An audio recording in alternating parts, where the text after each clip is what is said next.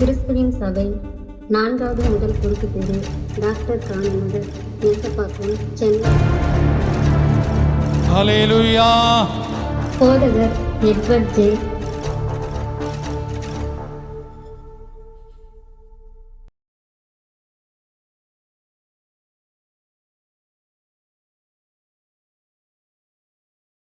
Praise the Lord. கர்த்தர் நல்லவர். எல்லாம் அப்படியே கண்களை மூடுவோம், கர்த்தர் நோக்கி பார்ப்போம். கர்த்தாவே, தேவர்களில் உமக்கொப்பானவரா, வானத்திலும் பூமியிலும் உமக்கொப்பானவர் யார்? கர்த்தாவே, தேவர்களில் உமக்கொப்பானவர் யார்? வானத்திலும் பூமியிலும் உமக்கொப்பானவர் யார்? உமக்கொப்பானவர் யார்? உமக்கொப்பானவர் யார்? உமக்கொப்பானவர் யார்? உமக்கொப்பானவர் யார்? வானத்திலும் பூமியிலும் உமக்கொப்பானவர் யார்? வானத்திலும் பூமியிலும் உமக்கொப்பானவர் யார்? வானத்திலும் பூமியிலும் உமக்கொப்பானவர் யார்? ஒரு கேள்வி. அந்த கேள்விக்கு பதில் உமக்கொப்பானவர் யாரும் இல்லை அப்படிங்கிறதா.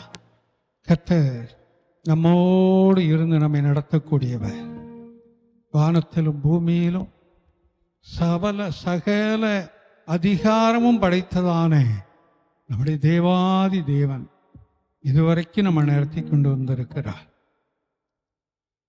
இந்த 12வது மாதம், இந்த முதல் வாரம், இந்த 7ஆம் தேதியிலும் கூட கர்த்தர் கிருபையினால் நம்மை மூடி, நம்மை காத்து, நம்மை நடத்தி கொண்டு வந்திருக்கிறார். இன்னும் நடத்துவார் என்ற விசுவாசத்தோடு கூட எல்லா வாய்களை திறந்து கர்த்தரை ஸ்தோத்திரிப்போம். இந்த வருடத்தை முடிக்கும்படியாய் கடந்து போகிறோம். ஏன்னா ஒரு 23 நாட்கள் தான் இருக்கிறது. வேக வேகமாய் நாட்கள் ஓடிவிட்டது. இதுவரையும் காத்தவர் இனியும் கண்ணின் மணி போல காத்து கொள்வார். ஏழு என்றால் பூரணம். அந்த பூரணமான ஆசீர்வாதத்தை நமக்கு வைத்திருக்கிறபடியினால் அதை கட்டவிழ்த்து விடப் போகிறார். அதை நம்ம விசுவாசிப்போம், நம்ம அறிக்கை பண்ணுவோம். ஒரு பூர்ணமான ஒரு ஆசீர்வாதம் நமக்கு நேராய் கடந்து வரும். கர்த்தர் நல்லவர்.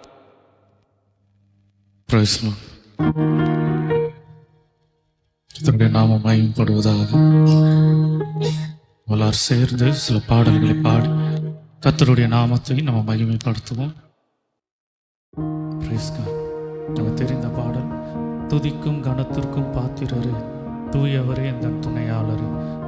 கர்த்தர் இந்த வருடத்துல இந்த 11 மாதங்களும் கர்த்தர் நமக்கு துணையாக இருந்திருக்கிறார்.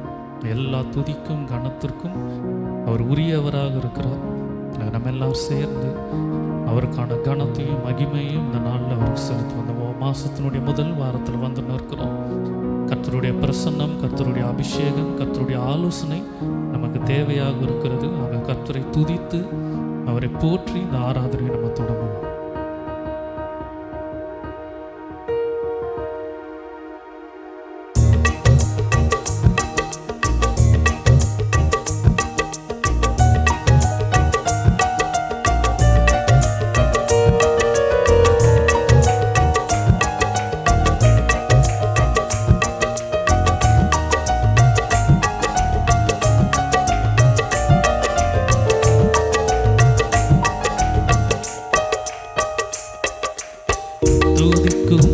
கனத்துக்கும் பாத்திரரே, தூயவரே எந்தன் துணையாளரே.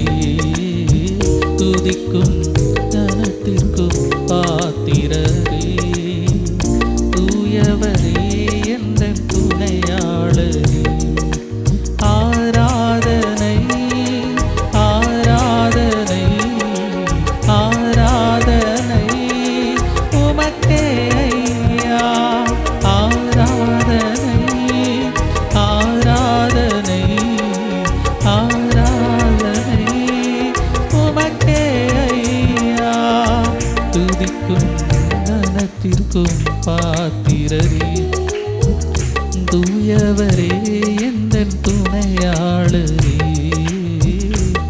துதிக்கும் மகிமைக்கும் பாத்திரரே, மகிமையே எந்தன் மனவாளரே.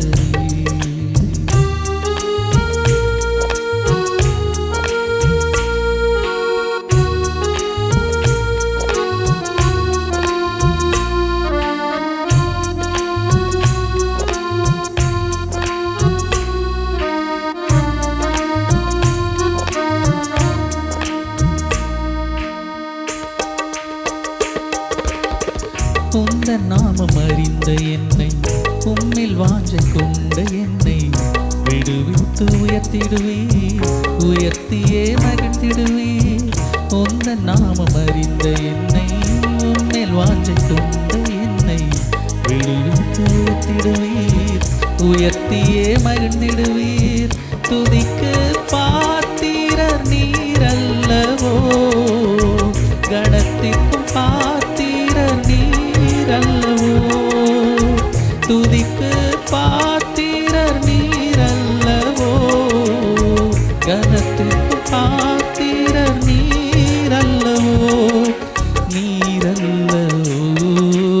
ஆராதனை ஆராதனை ஆராதனை உமக்கே ஐயா, ஆராதனை ஆராதனை ஆராதனை உமக்கே ஐயா. துதிக்கும் கனத்திற்கும் பாத்திரரே, தூயவரே எங்கள் துணையாளரே. துதிக்கும் மகிமைக்கும் பாத்திரரே, மகிமையே எங்கள் மனவாளரே.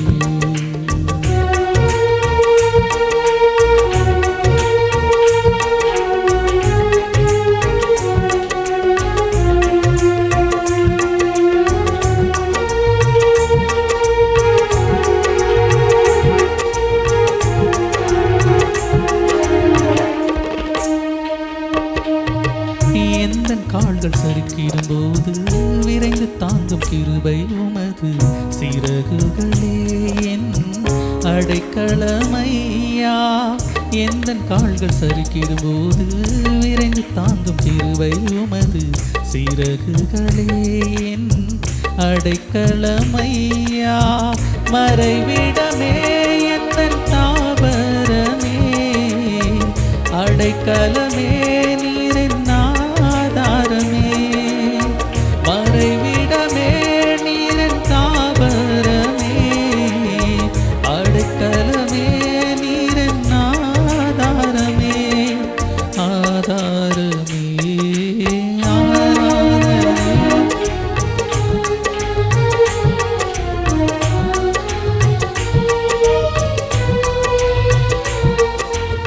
ஆராதனை ஆராதனை ஆராதனை உமக்கே ஐயா. துதிக்கும் கனத்திற்கும் பாத்திரரே, தூயவரே எங்கள் துணையாளரே. துதிக்கும் மகிமைக்கும் பாத்திரரே, மகிமையே எந்தன் மனவாளரே. ஆராதனை ஆராதனை ஆராதனை உமக்கே ஐயா. ஆராதனை ஆராதனை ஆராதனை உமக்கே ஐயா. கர்த்தர் நல்லவர், கர்த்தர் நமக்கு ஆதாரம், கர்த்தர் துணை அவர்தான். இன்னொரு பாடலை நம்ம சேர்ந்து பாடுவோம்.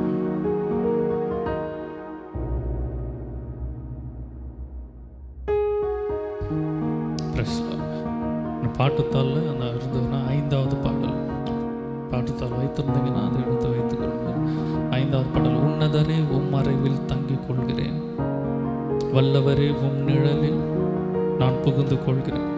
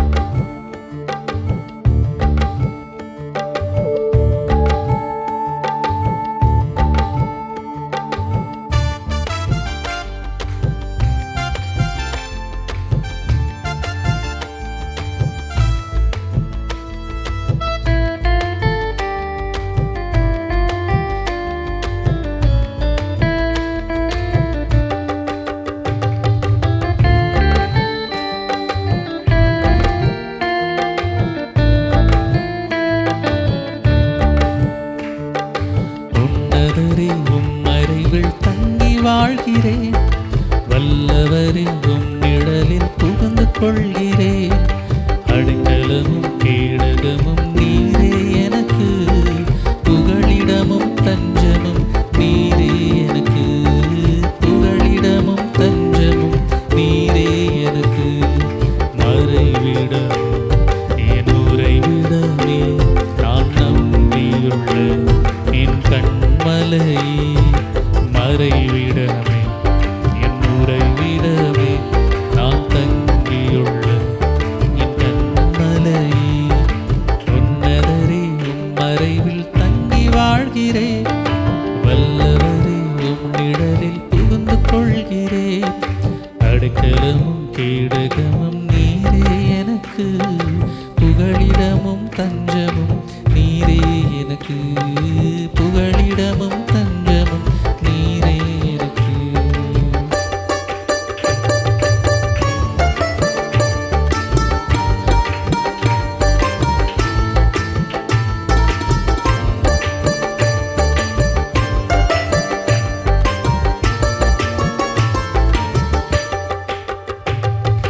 தீங்கு நாட்களில் என்னை மறைத்துக் கொள்கிறீர். உம் கூடாரத்தில் என்னை ஒளித்து வைக்கிறீர். தீங்கு நாட்களில் என்னை மறைத்து வைக்கிறீர். உம் கூடாரத்தில் என்னை ஒளித்து வைக்கிறீர்.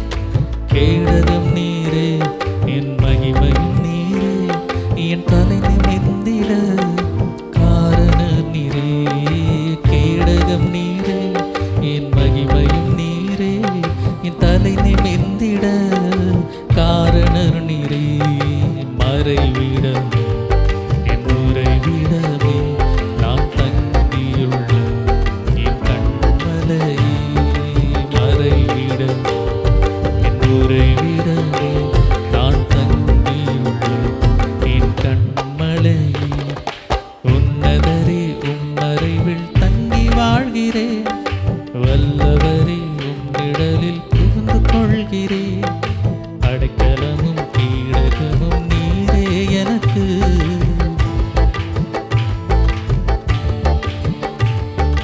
புகழிடமும் தஞ்சமும் நீரே எனக்கு.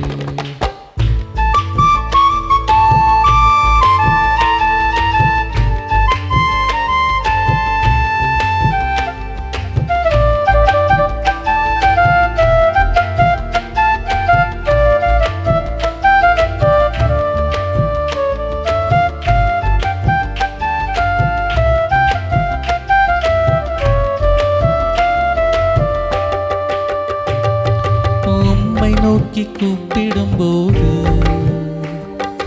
எனக்கு இறங்கி பதில் கொடுக்கிறேன். உம்மை நோக்கி கூப்பிடும்போது எனக்கு இறங்கி பதில் கொடுக்கிறேன்.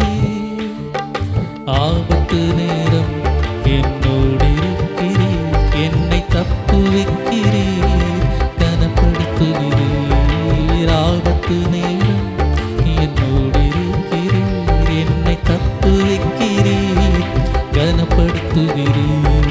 மறைவிடமே என் உறைவிடமே, நான் நம்பியுள்ள என் கண்மலையே. மறைவிடமே என் புகழிடமே, நான் நம்பியுள்ள என் கண்மலையே. உன்னதரே உம் மறைவில் தங்கி வாழ்கிறேன். வல்லவரே உம் நிழலில் புகுந்து கொள்கிறேன். அடைக்கலமும் கேடகமும் நீரே எனக்கு, புகழிடமும் தஞ்சமும் நீரே எனக்கு, புகழிடமும் தஞ்சமும் நீரே எனக்கு.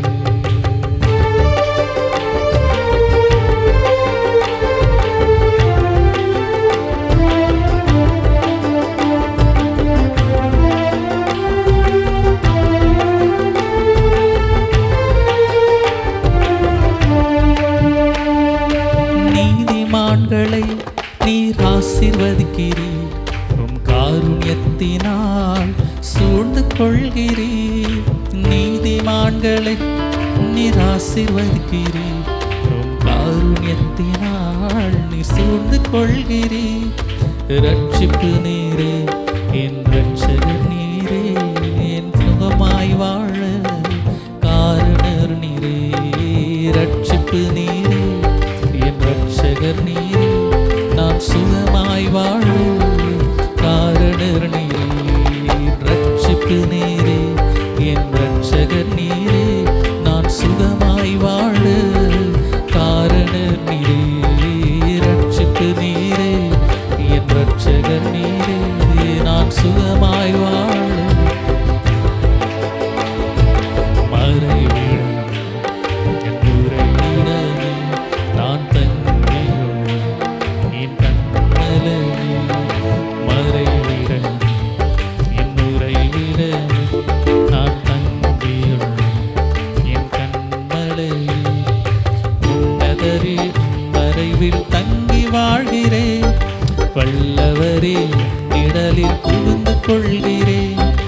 அடைக்கலமும் கீழகமும் நீரே எனக்கு, புகலிடமும் தஞ்சமும் நீரே எனக்கு, புகலிடமும் தஞ்சமும் நீரே எனக்கு. மறைவிடமே,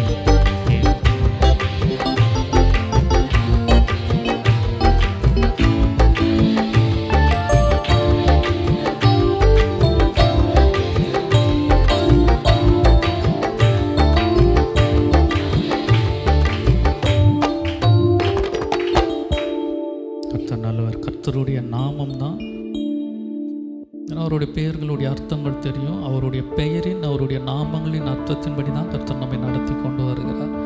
அதை இன்னொரு பாடலை நம்ம சேர்ந்து பாடுவோம். நமக்கு தெரிந்த பாடல், கர்த்தர் நாமம் என் புகழிடமே, கருத்தோடு புகழ்ந்துடுவேன். ஏதோ அவர் வார்த்தையை சொல்கிறோம். பழைய பாட்டில் வாசிக்கிறோம், தேவனுடைய பெயரை உச்சரிப்பதற்கு பயந்த காலங்கள் இருக்குது. அதனால தான் அநேக இடத்துல வரும்போது ஆண்டவரே ஆண்டவரேன்னு, ஏன்னா அவ்வளோ பரிசுத்தமானவர்.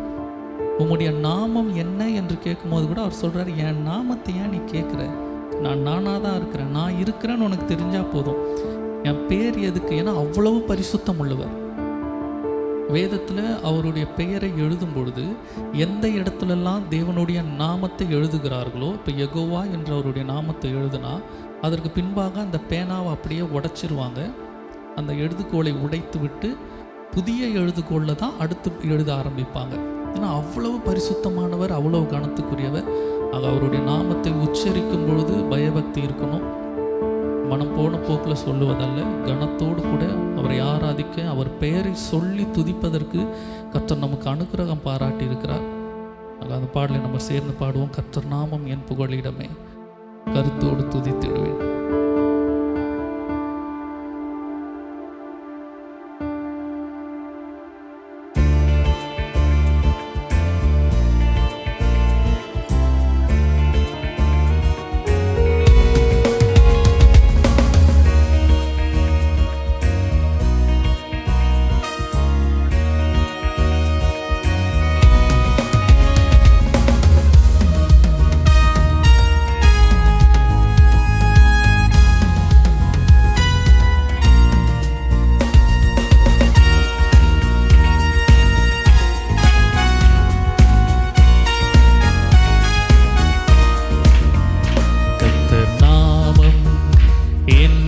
புகழிடமே, கருத்தோடு துதித்திடுவேன். கர்த்தர் நாமம் என் புகழிடமே, கருத்தோடு துதித்திடுவேன். யெகோவா நீரே எல்லாமே,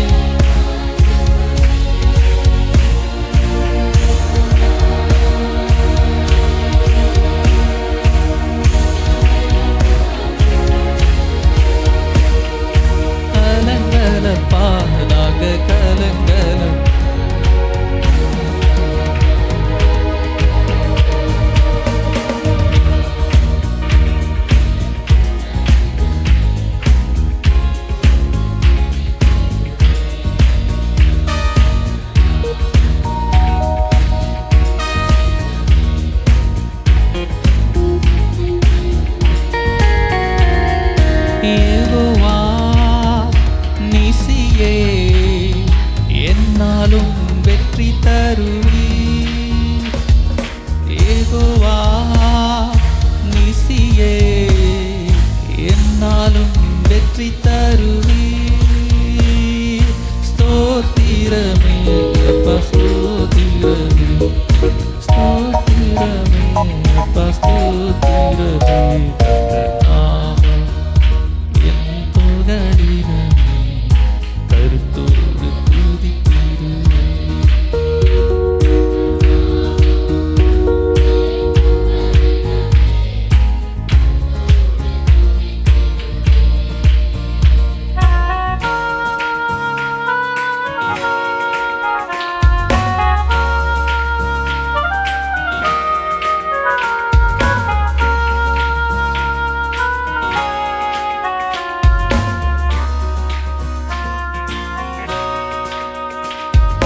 யெகோவா ரஃபா சுகம் தரும் தெய்வமே.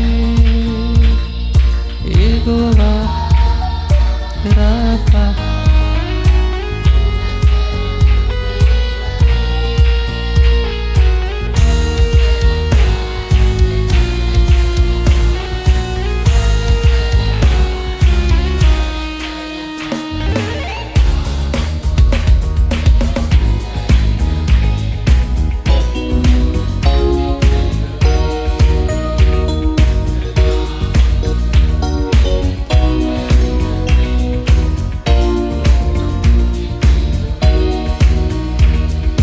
யெகோவா ஷம்மா கூடவே இருக்கிறேன்.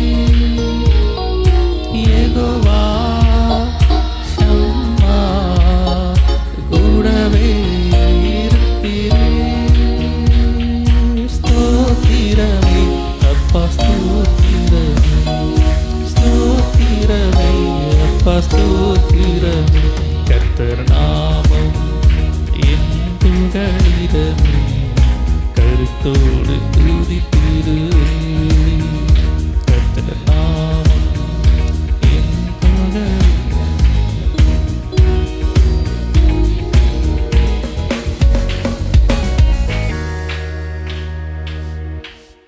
எத்தனை நல்லவர்.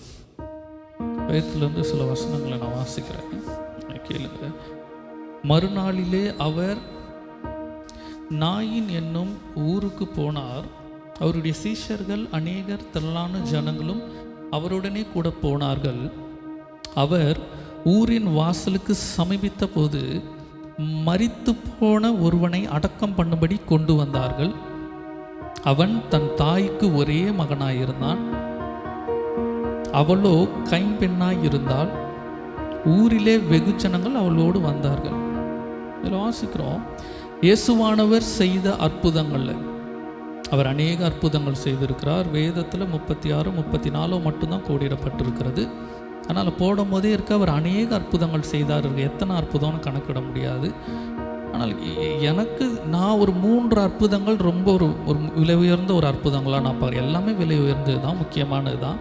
ஆனால் இந்த 3 காரியங்கள், ஒன்று மரித்து போன 3 பேரை அவர் உயிரோடு எழுப்பினதான காரியங்கள், அதுதான் வாசிக்கிறோம். அதில் வாசிக்கும் பொழுது, கர்த்தர் அவளை பார்த்து அவள் மேல் மனதுருகி அழாதே என்று சொல்லி கிட்ட வந்து பாடையை தொட்டார். மரித்தவன் உயிரோடு எழுந்து உட்கார்ந்தான்.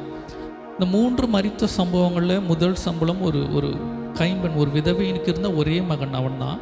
அவனை உயிரோடு எழுப்புவதற்கு முன்பாக, அதுதான் இன்றைக்கி நான் எடுக்க போகிறேன்.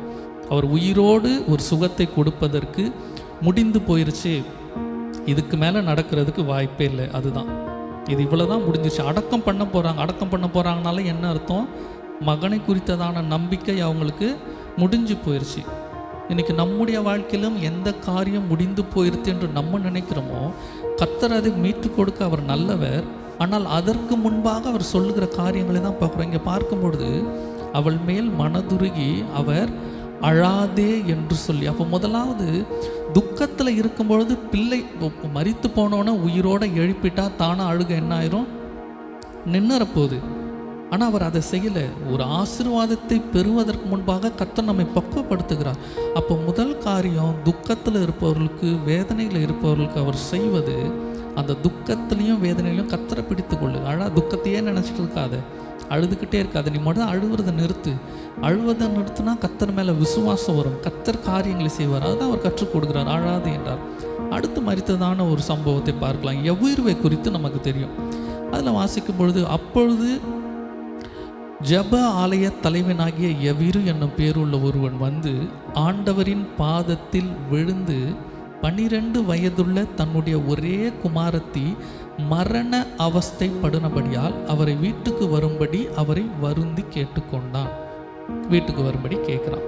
இப்போ தொடர்ந்து வாசிக்கும் பொழுது, அவர் இப்படி பேசிக்கொண்டிருக்கையில் ஜபாலய தலைவன் வீட்டிலிருந்து ஒருவன் வந்து அவரை நோக்கி, உம்முடைய குமாரத்தி மரித்து போனால் போதகரை வருத்தப்படுத்த வேண்டாம் என்றான்.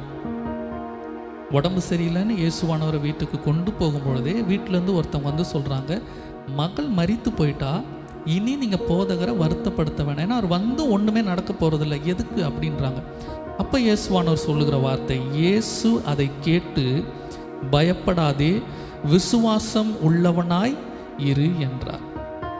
இங்கே அடுத்து வாசிக்கிறோம், முதல் காரியம் 3மே மரித்த சம்பவங்கள். முதல் முடிந்து போன ஒரு மரித்த சம்பவத்தை மீட்பதற்கு முன்பாக அவர் கொடுக்குற ஆலோசனை, நீ அழாத, நீ வேதனைப்படாத, துக்கத்தையே நினச்சிட்டு இருக்காத, தைரியமாக இருக்க கர்த்தருக்குள்ளே சொல்கிறார். அடுத்து ஒரு காரியத்தை வாசிக்கிறோம். இதே போல் மரித்து போனது மீண்டும் பெற்றுக்கொள்வதற்கு அவர் சொல்லுகிற காரியம், விசுவாசம் உள்ளவனாக பயப்படாத. பயந்துட்டு என்ன நடக்க போகுதுன்னு தெரியல, இப்படி ஆயிடுச்சு, எதையோ குறித்து பயப்படுவோம். நம்முடைய வயது, நம்முடைய வருமானம், நம்முடைய காலங்கள், சுற்றி இருக்கிற மனிதர்கள், இதெல்லாம் யோசித்து என்ன செய்ய போதோ, இப்படி நடக்க போகுதுன்னு தெரியலையே, இதெல்லாம் பயப்படுவோம். கர்த்தர் சொல்றார், பயப்படாத, விசுவாசம் உள்ளவனாயிரு. அடுத்த ஒரு சம்பவத்தை வாசிக்கும் பொழுது லாசருவை குறித்து வாசிக்கிறோம். லாசருவை குறித்து வாசிக்கும் பொழுது அதில் வாசிக்கும் போது தெளிவாய் போடப்பட்டிருக்கு, இயேசு மறுபடியும் தனக்குள்ளே கலங்கி கிட்ட வந்து, அது ஒரு கல்லறையின் குகையாய் இருந்தது, அதன் மேல் ஒரு கல் வைக்கப்பட்டிருந்தது. இதில் வாசிக்கும் போது, இயேசு அவளை நோக்கி, நீ விசுவாசித்தால் தேவனுடைய மகிமையை காண்பாய் என்று நான் உனக்கு சொல்லவில்லையா? அப்பொழுது மரித்தவன் வைக்கப்பட்ட இடத்தில் கல்லை எடுத்து போட்டார்கள். இயேசு தம்முடைய கண்களை ஏறெடுத்து, பிதாவே, எனக்கு செவி கொடுத்தபடியினால் உம்மை ஸ்தோத்திரிக்கிறேன். இங்கே அடுத்த ஒரு காரியத்தை வாசிக்கிறோம், நீ விசுவாசித்தா தேவனுடைய மகிமையை பார்க்க மாட்டையா என்று கர்த்தர் அங்கே ஒரு உறுதிப்பாடை கொடுக்கிறார். என்ன சொல்ல வருகிறேன், 3 இடத்துலையும் மரித்து போனாங்க. மரித்தவர்களை அவர் உயிரோடு எழுப்ப முடியும், அவர் எழுப்பி இருக்கலாம்.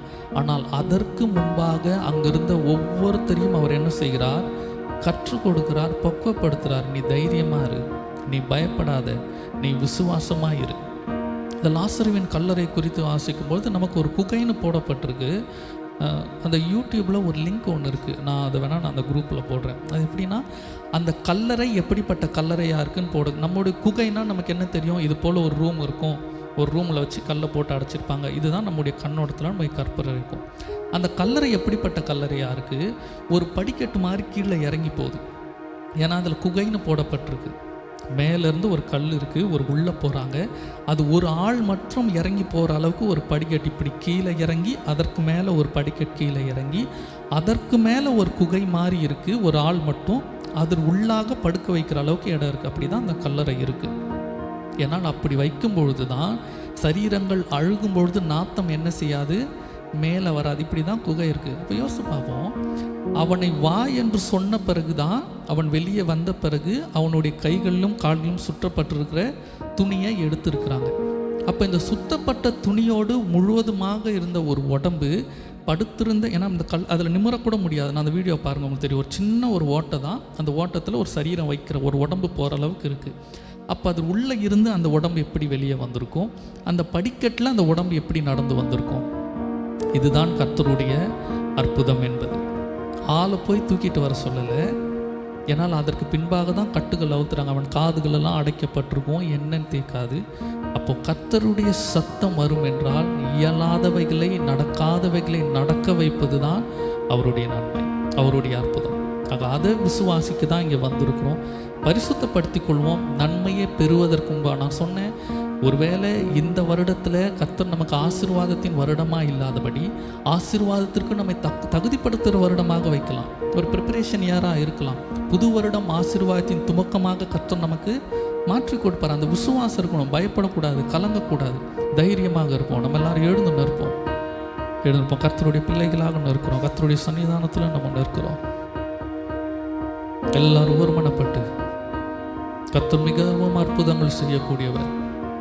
நம்முடைய வாழ்க்கையில் அவர் செய்த அற்புதங்கள் எண்ணிக்கைக்கு அடங்காதவைகள்.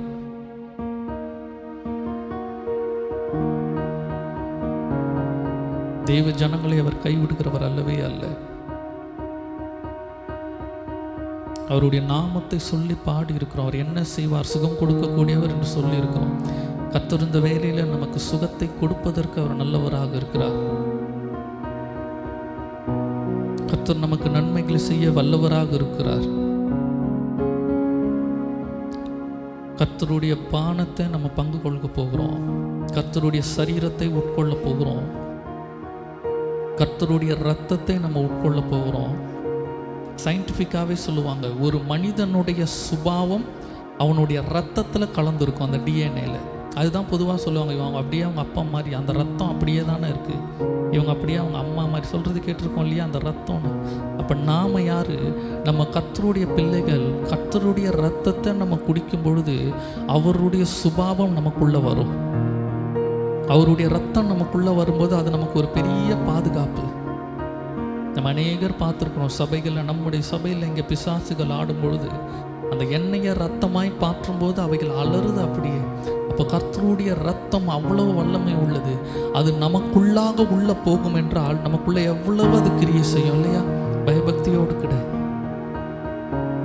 எந்த தீமையும் அணுகாதபடி இந்த மாதத்தில் 7வது நாளில் வந்து நிற்கிறோம்.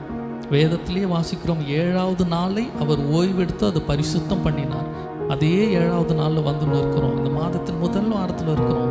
ஒருவேளை துவக்கத்தில் தவறி இருந்தாலும் இந்த விதத்தில் நம்ம பரிசுத்தப்படுத்தி கொள்வோம். இந்த மாதத்தை கர்த்தர் நமக்கு நன்மையும் ஆசீர்வாதமாய் அவர் மாற்றுவார்.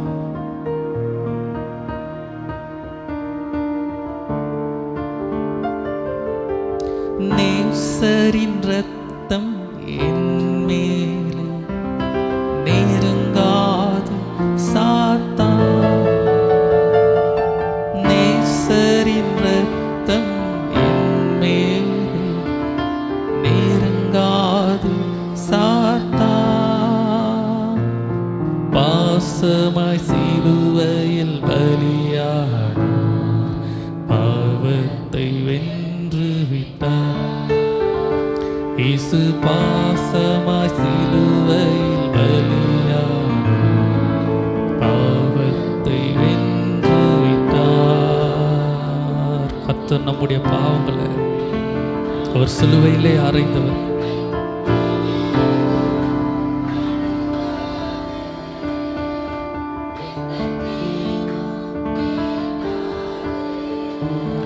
கர்த்தரிடத்தில் சொல்லுவோம், கர்த்தாவே உம்முடைய இரத்தத்தை எங்களுக்குள்ளாக பிரவேசிக்கும் பொழுது எங்களை அதை பரிசுத்தப்படுத்துறதாக மாற்றட்டும். எங்களை அதை சுத்திகரிக்கட்டும் ஆண்டவரே.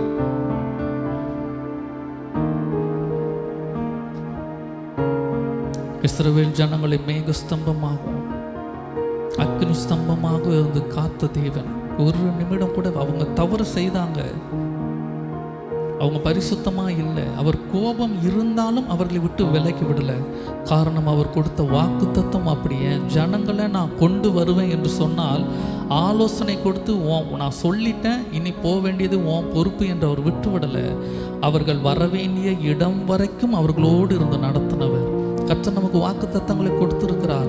அந்த ஆசீர்வாதத்தை சுதந்தரிக்கும் வரையும் நம்மோடு நடந்து வரக்கூடியவர். கண்ணீராக இருக்கலாம், வேதனையாக இருக்கலாம், தனிமையாக இருக்கலாம், உட்கார்ந்து யோசிக்கலாம், என் நிலைமை இப்படி இருக்கே, தனிமையில் எல்லாவற்றிலும் கர்த்தர் நம்மோடு இருக்கிறார். ஏன்னா நம்ம கர்த்தருடைய ஜனங்கள்.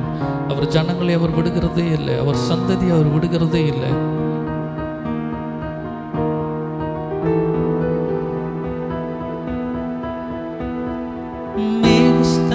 மேலிருந்து பாதுகாக்குது, பாதை காட்ட பகலெல்லாம் கூட செல்லுது. மேகஸ்தம்பம் மேலிருந்து பாதுகாக்குது.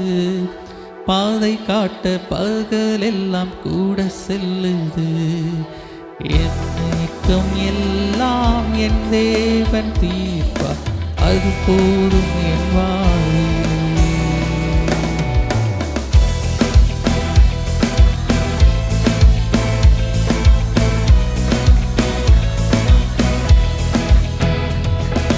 தேவா நான் நீதினால் விசேஷித்தவன், ராஜா நான் அதை தினம் யோசித்தவன். தேவா நான் நீதினால் விசேஷித்தவன், ராஜா நான் அதை தினம் யோசித்தவன்.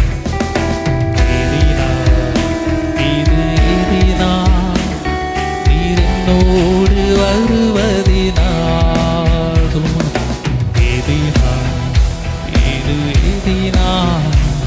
நீர் என்னோடு வருவதினா. வாழ்க்கையிலே கசப்புக்கள் கலந்திட்டாலும் பாசமுள்ள ஒரு மரம் கூட வருது. வாழ்க்கையிலே கசப்புக்கள் கலந்திட்டாலும் பாசமுள்ள ஒரு மரம் கூட வருது. மாறாவின்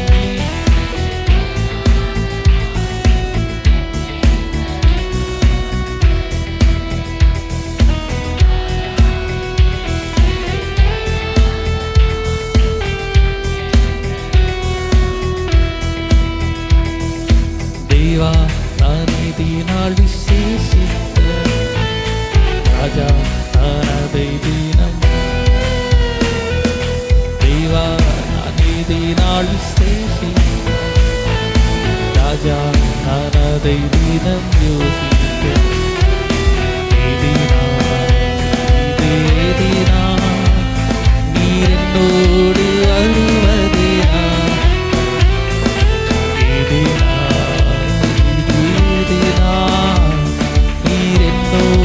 வருவதினா.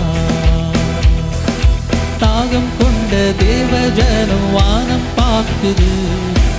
ஆவல் கொண்ட கண்மலையும் கூட செல்லுது. தாகம் கொண்ட தேவஜனம் வானம் பார்க்குது. ஆவல் கொண்ட கண்மலையும் கூட செல்லுது. என் நீக்கமெல்லாம் என் தேவன் தீர்ப்பா, சந்தோஷம் நான் காணும். என் நீக்கமெல்லாம் என் தேவன் தீர்ப்பா, சந்தோஷம் நான் காணும். தெய்வா நான் நீதினால் விசேஷித்தவன், ராஜா நான் அதை தினம் யோசி. தேவா நான் நீதினால் விசேஷித்தவன், ராஜா நான் அதை தினம் யோசித்தவன்.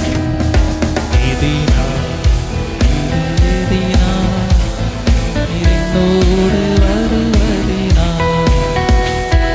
நீர் என்னோடு வருவதினா.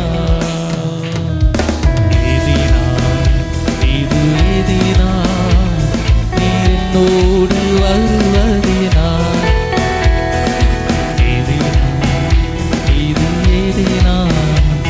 நீர் என்னோடு வருவதினா.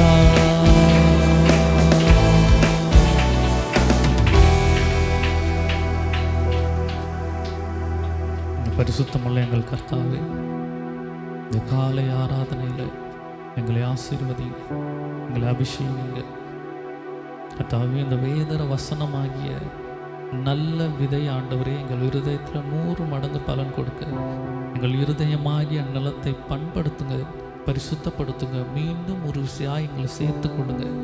இளைய குமாரன் போல் ஆண்டவரே நாங்கள் அசுத்தத்திலும் தவறினாலும் ஆண்டவரே கடந்து வந்திருப்போமாக.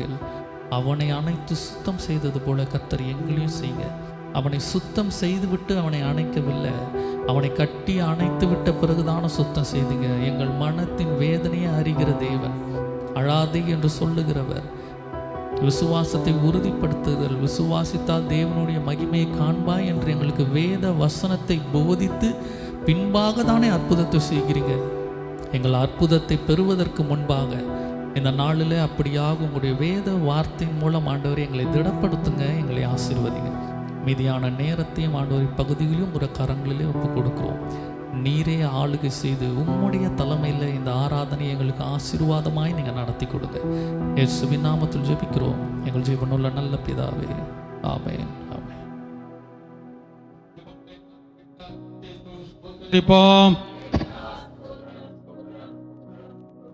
வரவேண்டியவர்களை வேகத்திலே கொண்டு வரும்படியாய் ஸ்தோத்தரிப்போம். நம்முடைய சிந்தையும் நம்முடைய சரீரத்தையும் நம்முடைய இருதயத்தையும் கர்த்தர் பக்குவப்படுத்தும்படியாய் ஸ்தோத்தரிப்போம். ஆமென். கர்த்தர் நல்லவர். எல்லா வேத புஸ்தகத்தை எடுத்துக்கொள்வோம்.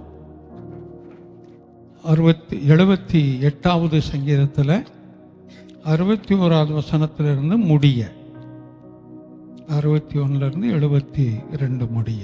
கர்த்தருக்கு ஸ்தோத்திரம். தமது பலத்த சிறையிருப்புக்கும் தமது மகிமையை சத்துருவின் கைக்கும் ஒப்பு கொடுத்து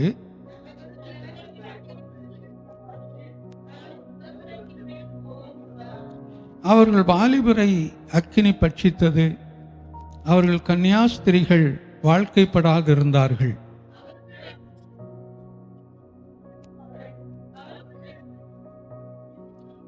அவர் அப்பொழுது ஆண்டவர் நித்திரை தெளிந்தவனைப் போலவும் திராட்சரசத்தால் கம்பீரிக்கிற பராக்கிரமசாலியைப் போலவும் விழித்து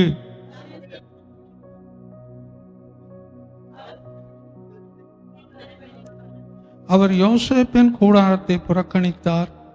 எப்ராயிம் கோத்திரத்தை அவர் தெரிந்து கொள்ளாமல்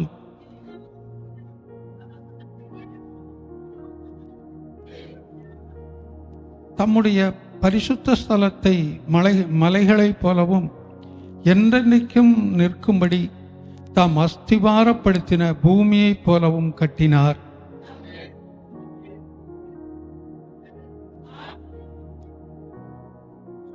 கர்வலாடுகளின் பின்னாக திரிந்த அவனை தம்முடைய ஜனமாகிய யாக்கோபையும் தம்முடைய சுதந்திரமாகிய இஸ்ரவேலையும் மேய்ப்பதற்காக அழைத்து கொண்டு வந்தார்.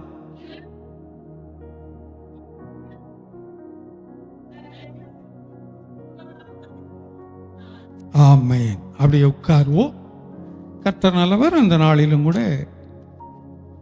இந்த சங்கீதத்தின் கடைசி பகுதி 9வது முறையாக வாசிக்க கர்த்தர் கிருபை செய்திருக்கிறார். நாம் பார்த்து வர்றது போல இது ஒரு இரக்கத்தின் சங்கீதம் மாத்திரமல்ல, இது ஒரு போதிக்கக்கூடியதான, கற்றுக் கொடுக்கக்கூடியதான ஒரு சங்கீதம்.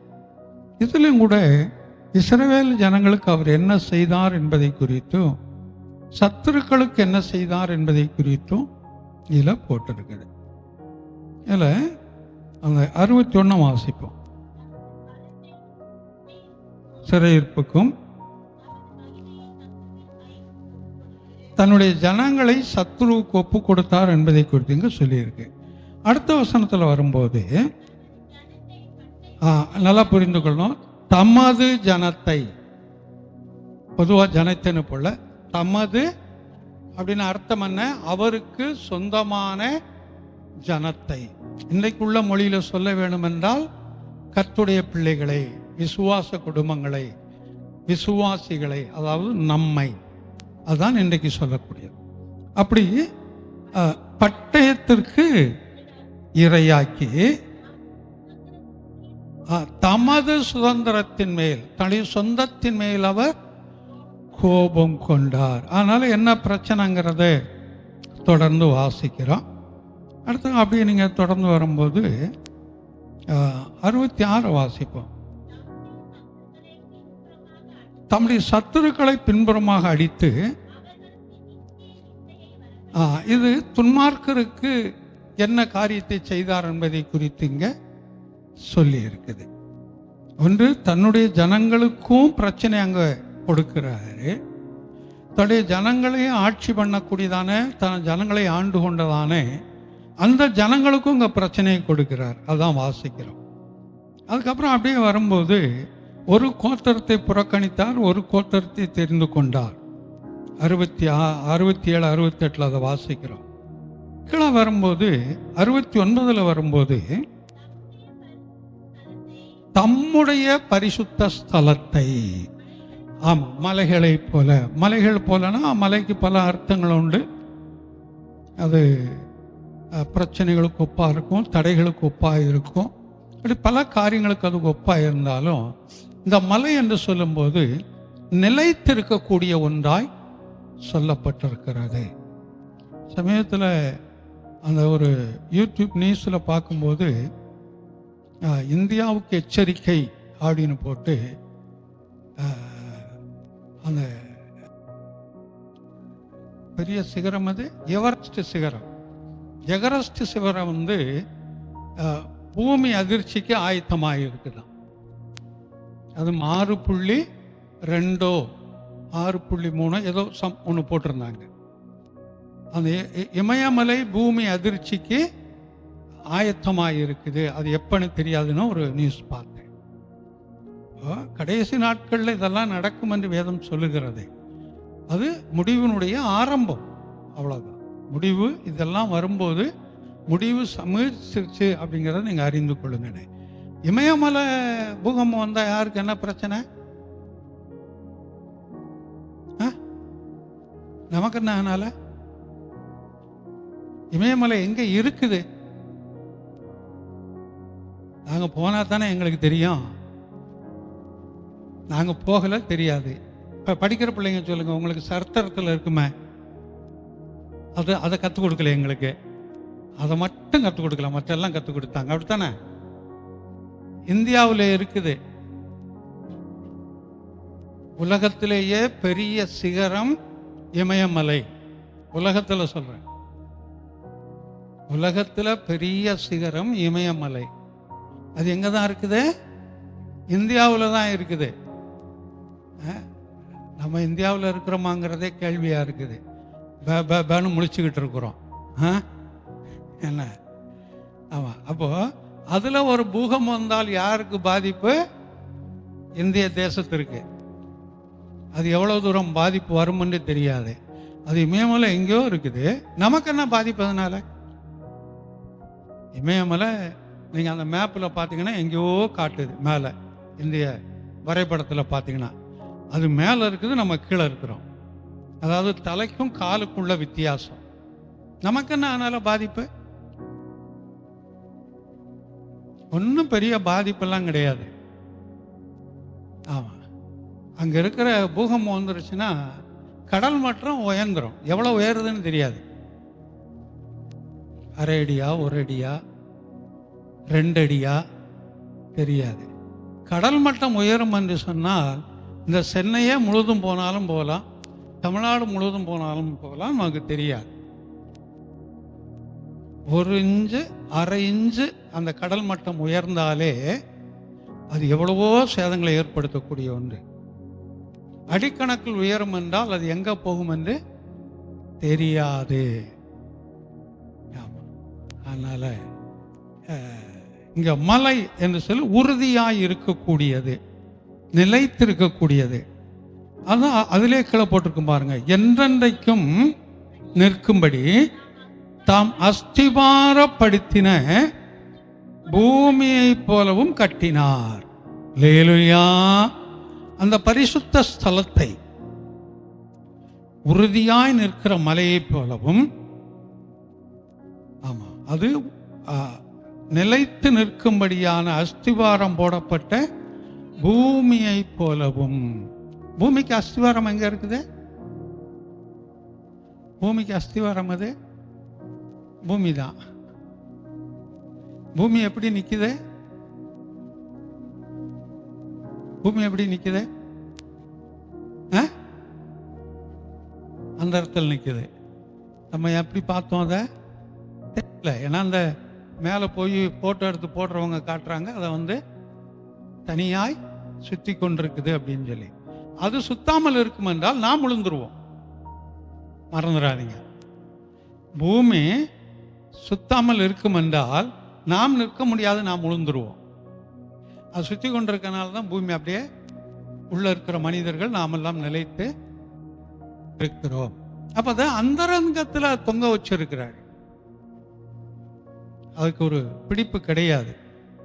அதில் அவள் நிலைநிறுத்தி வைத்திருக்கிறார். மலையைப் போலவும் பூமியைப் போலவும் தான் அவர் தன்னுடைய பரிசுத்த ஸ்தலத்தை. லேலுயா.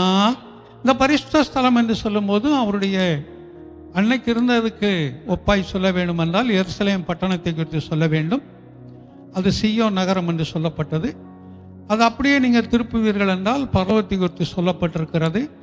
ஆவிக்குரியபடி அதை கொண்டு வருவோம் என்றால் அவருடைய பிள்ளைகள், கர்த்தருடைய பிள்ளைகள் பரிசுத்த ஸ்தலமாய் இருக்கிறார்கள். ஒரு தேவனுடைய ஆலயத்தை கெடுத்தால் அவனை நான் கெடுப்பேன். அந்த தேவனுடைய ஆலயம் நீதான், நாம் தான் அந்த தேவனுடைய. ஆனால் தேவனுடைய ஆலயமாய் இருக்கிறோம், நாம் சபையாய் இருக்கிறோம்ங்கிறத மறந்துடக்கூடாது.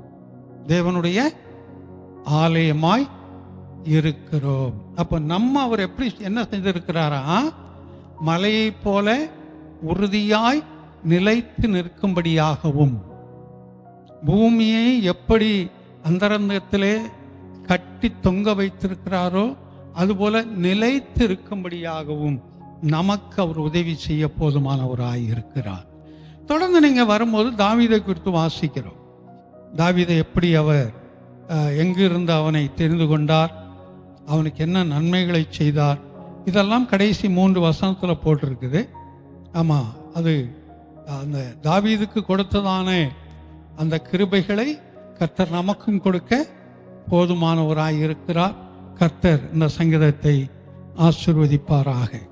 தொடர்ந்து வழக்கம் போல அந்த சில அறிவிப்புகள்.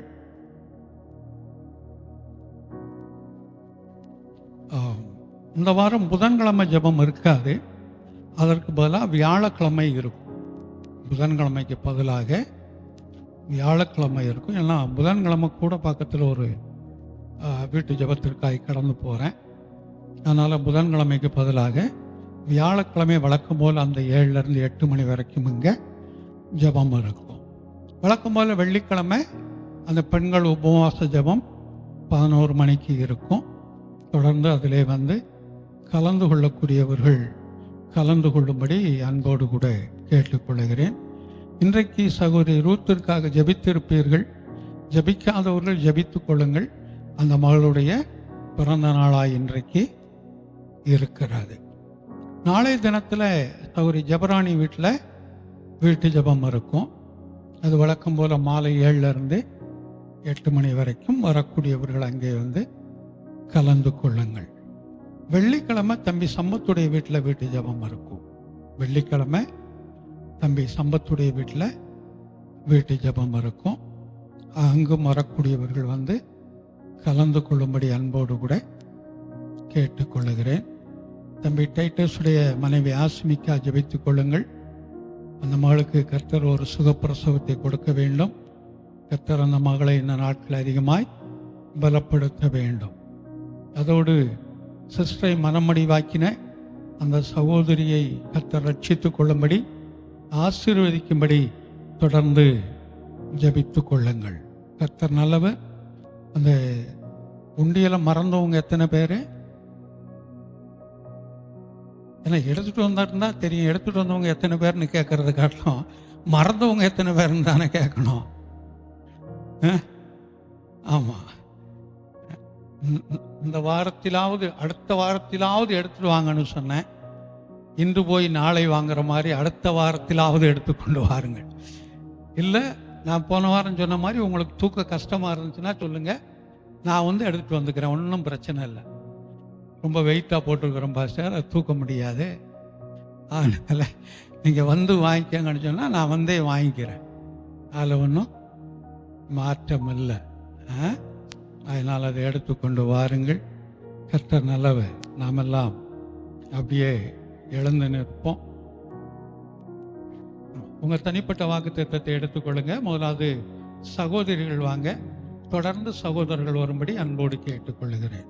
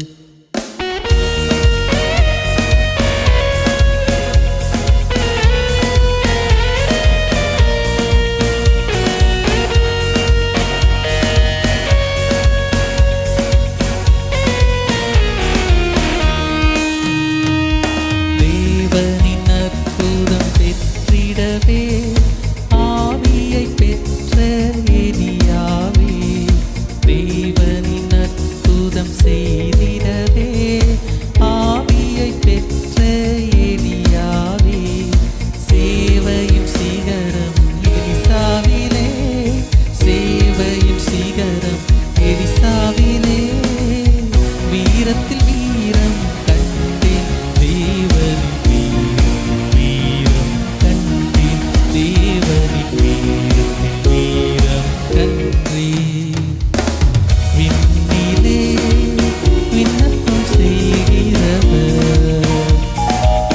விண்ணிலே விண்ணப்பம் செய்கிறவர், பிதாவின் அருகினில் இருக்கிறார். அவரோடு மகிழ்ந்து உரையாடி, அவரோடு மகிழ்ந்து உரையாடி, மகிமையில் மகிமை கண்டேன், தேவனின் மகிமையில் மகிமை கண்டேன், தேவனின் மகிமையில் மகிமை கண்டேன், தேவனின் மகிமையில் மகிமை கண்டேன்.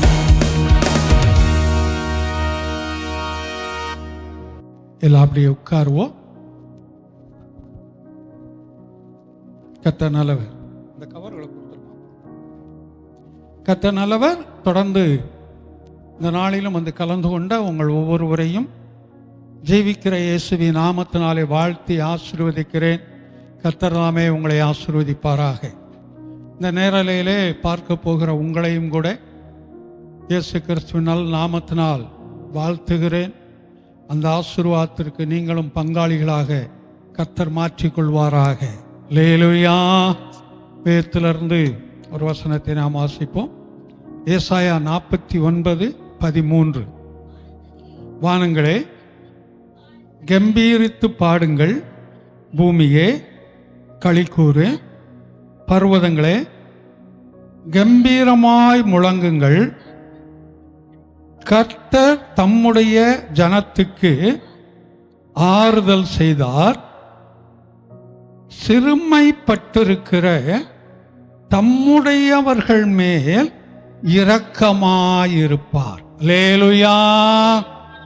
ஆமாம், இங்கே இந்த வானங்கள், பூமி இதெல்லாம் சொல்லிட்டு வருது. இதெல்லாம் மனிதர்களை குறித்து சொல்லப்பட்ட வார்த்தைகள், இஸ்ரவேல் ஜனங்களை சொல்லப்பட்ட வார்த்தைகளாக இது இருக்கிறது.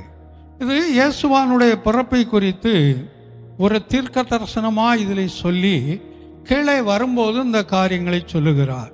அந்த தீர்க்க தரிசனமாக சொன்னது 6வது வசனத்தை வாசிங்களேன். 6. யாக்கோபின் கோத்திரங்களை எழுப்பவும்,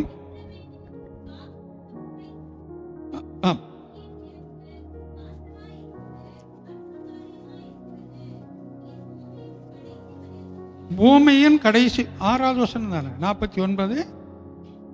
எதை வாசிக்கிறீங்க? ஒரு நிமிஷம் வாசிங்க. பூமியின் கடைசி பிறந்தமும்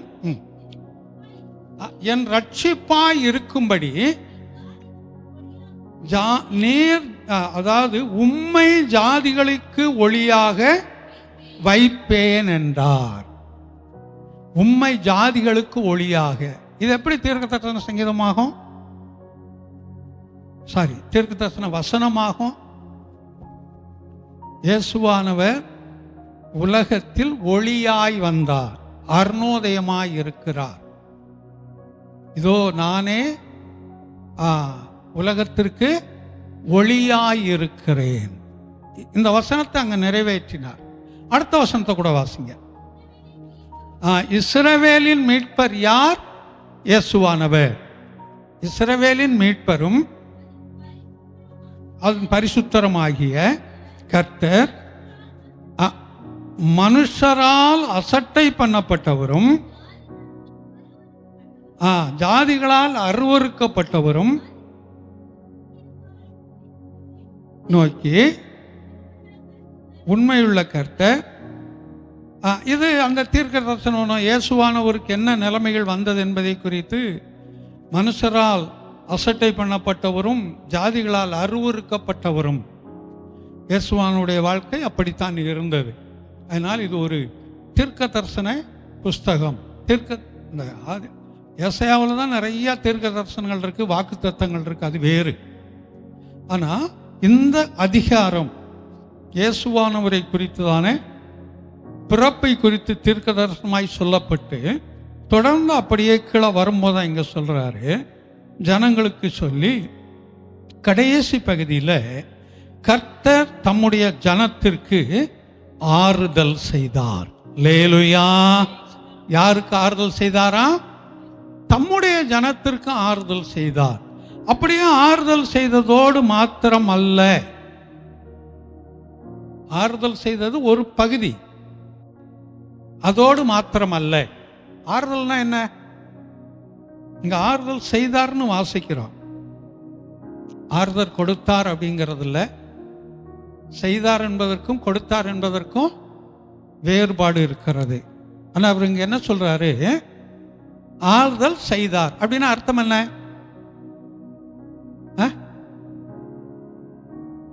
அவர்களை அரவணைத்துக் கொள்வது, அவர்களுக்கு அன்பு பாராட்டுவது, அவருடைய கண்ணீரை துடைப்பது. உன் அன்பு பாராட்டுறேன்னு சொல்றது வேற, உன் துக்க நேரத்தில் உனக்கு நான் ஆதரவு கொடுக்கிறேன்னு சொல்றது வேற, நீ கவலைப்படாத உன் கண்ணீரை நான் துடைப்பேன்னு சொல்றது, இதெல்லாம் மாறுதலான வார்த்தைகள். ஆனால் அருகில் உட்கார வைத்து கண்களை துடைத்து விடுவதோ, அவர்கள் தலையை தடவி கொடுப்பதோ, நான் இருக்கிறேன் என்று சொல்லுவதோ, அருகில் அமர வைத்து அது அவர்களுக்கு ஆறுதல் செய்வது மறந்துடக்கூடாது. அப்போ ஆறுதல் கொடுப்பேன் என்று சொல்லுவதற்கும் ஆறுதல் செய்வதற்கும் வித்தியாசம் உண்டு. இங்க அவர் என்ன செய்தாராம்? முதலாவது தம்முடைய ஜனத்திற்கு ஆறுதல் செய்தார். அவர் ஆறுதல் செய்ததுனால தான் நானும் நீயும் இங்க உட்கார்ந்துகிட்டு இருக்கிறோம். இல்லைன்னா நாமும் எப்பொழுதோ ஒன்றும் உலகத்தை விட்டு கடந்து போயிருக்கணும், இல்லைன்னா ஊரை விட்டு கடந்து போயிருக்கணும், இல்லைன்னா படுத்த படுக்கையாய் இருந்திருக்க வேண்டும். நான் இந்த வருஷத்தில் நான் சொல்லிக்கொண்டு வர்றது போல, இந்த வருஷத்தில் அறிமுகமானவருடைய மரணம் அதிகம், ஊழியக்காரருடைய மரணம் அதிகம். இந்த வருஷத்தில் ஊழியக்காரியோ ஊழியக்காரனோ, ஊழியக்காரருடைய மரணங்கள் இந்த வருஷத்தில் மிகவும் அதிகம். அறிமுகமானவர்கள் அவருடைய மரணமும் இந்த வருஷத்தில். இந்த மரணம் எப்படி வரும் அப்படிங்கிறதெல்லாம் நமக்கு சொல்ல தெரியாது. சமீபத்தில் ஒருத்தர் என்கிட்ட சொல்லும்போது சொன்னாங்க, வெளியூருக்கு எங்கேயோ போகிறதுக்காக காரில் ஏறி உட்கார்ந்து மகனோடு, வயதான தம்பதியர் மகனோடு காரில் உட்கார்ந்து புறப்படுற நேரத்தில் அந்த சகோதரி சொன்னாங்களா, அந்த வயதான தாயார் புருஷனை பார்த்து போய் கேஸ் எல்லாம் ஆஃப் பண்ணிட்டு வச்சிருக்கேன் நான் பாருங்க அப்படின்னு. வசதியான குடும்பம், வசதியான வீடு. இவர் கேஸை ஆஃப் பண்ணியிருக்கான்னு பார்க்க குனிஞ்சிருக்காரு. குனிஞ்சவர் தான். அங்கே வேலை செய்கிற யாரோ ஒரு சகோதரி வந்து எழுப்பி பார்த்துருக்குறாங்க, இல்லை. சூர்யாவுக்கு கொண்டு போயிருக்காங்க, ஒன்றும் இல்லை. இப்போ 2 நாளைக்கு முன்னாடி நடந்த சம்பவம். அப்போ மரணம் என்பது யாருக்கு எப்பொழுது எப்படி நடக்கும் என்று தெரியல. நம்ம நினைத்து கொள்றோம், நான் பலனாக இருக்கிறேன், நான் தைரியமாக இருக்கிறேன், நான் சுகமாக இருக்கிறேன், நம்ம நினைக்கிறோம். ஆனால் எந்த நேரத்தில் மரணங்கள் எப்படி மனிதரை ஆட்கொள்ளுகிறது என்று நமக்கு தெரியல. அப்படிப்பட்ட நிலைமையில நம்ம இன்னைக்கு உயிரோடு இருக்கிறோம்னா கர்த்தர் நமக்கு கொடுத்த ஆறுதல். அல்லேலூயா. அதை மறந்துட வேண்டாம். சொன்னது போல நல்ல ஊழியக்காரர்கள் எல்லாம் மரித்து கொண்டிருக்கிறார்கள் இந்த வருடத்தில். அவர்களை காட்டிலும் நாம் நல்லவர்கள் என்று சொல்றதுக்கு இல்லை, அவர்களை காட்டிலும் நாம் சிறந்தவர்கள் என்று சொல்றதுக்கு இல்லை. ஆனால் கர்த்தர் ஏதோ நம் மீது கொஞ்சம் இரக்கம் பாராட்டி, அன்பு பாராட்டி நமக்கு வாழ்நாளை கூட்டி கொடுத்து கொண்டிருக்கிறார். நம்மால் ஏதோ ஒரு காரியத்தை செய்யும்படி கர்த்தர் விரும்புகிறார். அதற்காக நமக்கு ஜீவனை கூட்டி கொடுத்திருக்கிறார். அதை நம்ம விசுவாசிப்போம். அடுத்த வரியில வரும்போது, சிறுமைப்பட்டிருக்கிற தம்முடையவர்கள் மேல் இரக்கமாயிருப்பார். மறந்துடக்கூடாது. மேல என்ன வாஸ்தம்? தம்முடைய ஜனத்திற்கு ஆறுதல் செய்தார். அந்த ஆறுதல் செய்த ஜனங்களுக்கு தான் கீழே என்ன செய்தாரா? இரக்கமாயிருக்கிறார். எந்த சூழ்நிலையில? சிறுமைப்பட்ட போது. எந்த நேரத்தில் அந்த சிறுமை வந்துச்சு? எந்த நேரத்தில் சிறுமை வந்துச்சு அதை வாசிக்கிறோம். அவர் ஆறுதலை கொடுத்ததற்கு பின்னாடி சிறுமை வந்திருக்குது, மறந்துடக்கூடாது. அவர் ஆறுதல் படுத்தக்கூடியவர், நம்மை தைரியப்படுத்தக்கூடியவர். அது ஒரு பங்கு. அதை தொடர்ந்து அவர்களுக்கு சில சிறுமைகள் ஏற்பட்டிருக்கிறது. சிறுமை என்றால் என்ன?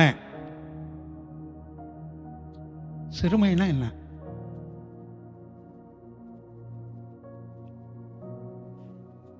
ரொம்ப கஷ்டமான காரியங்கள், கஷ்டமான சூழ்நிலைகள். அது வேலையில் இருக்கலாம், தொழிலில் இருக்கலாம், குடும்பத்தில் இருக்கலாம், மனசில் இருக்கலாம், சரீரத்தில் இருக்கலாம், ஊழியங்களில் இருக்கலாம், தனிப்பட்ட வாழ்க்கையில் இருக்கலாம், எதில் வேண்டுமானாலும் இருக்கலாம். அதுதான் சிறுமைப்படுவது. இந்த வாரம் புதன்கிழமை அந்த வசனத்தை பார்த்தோம். சங்கீதத்தில் 90வது சங்கீதத்தில் 14 வாசிங்க.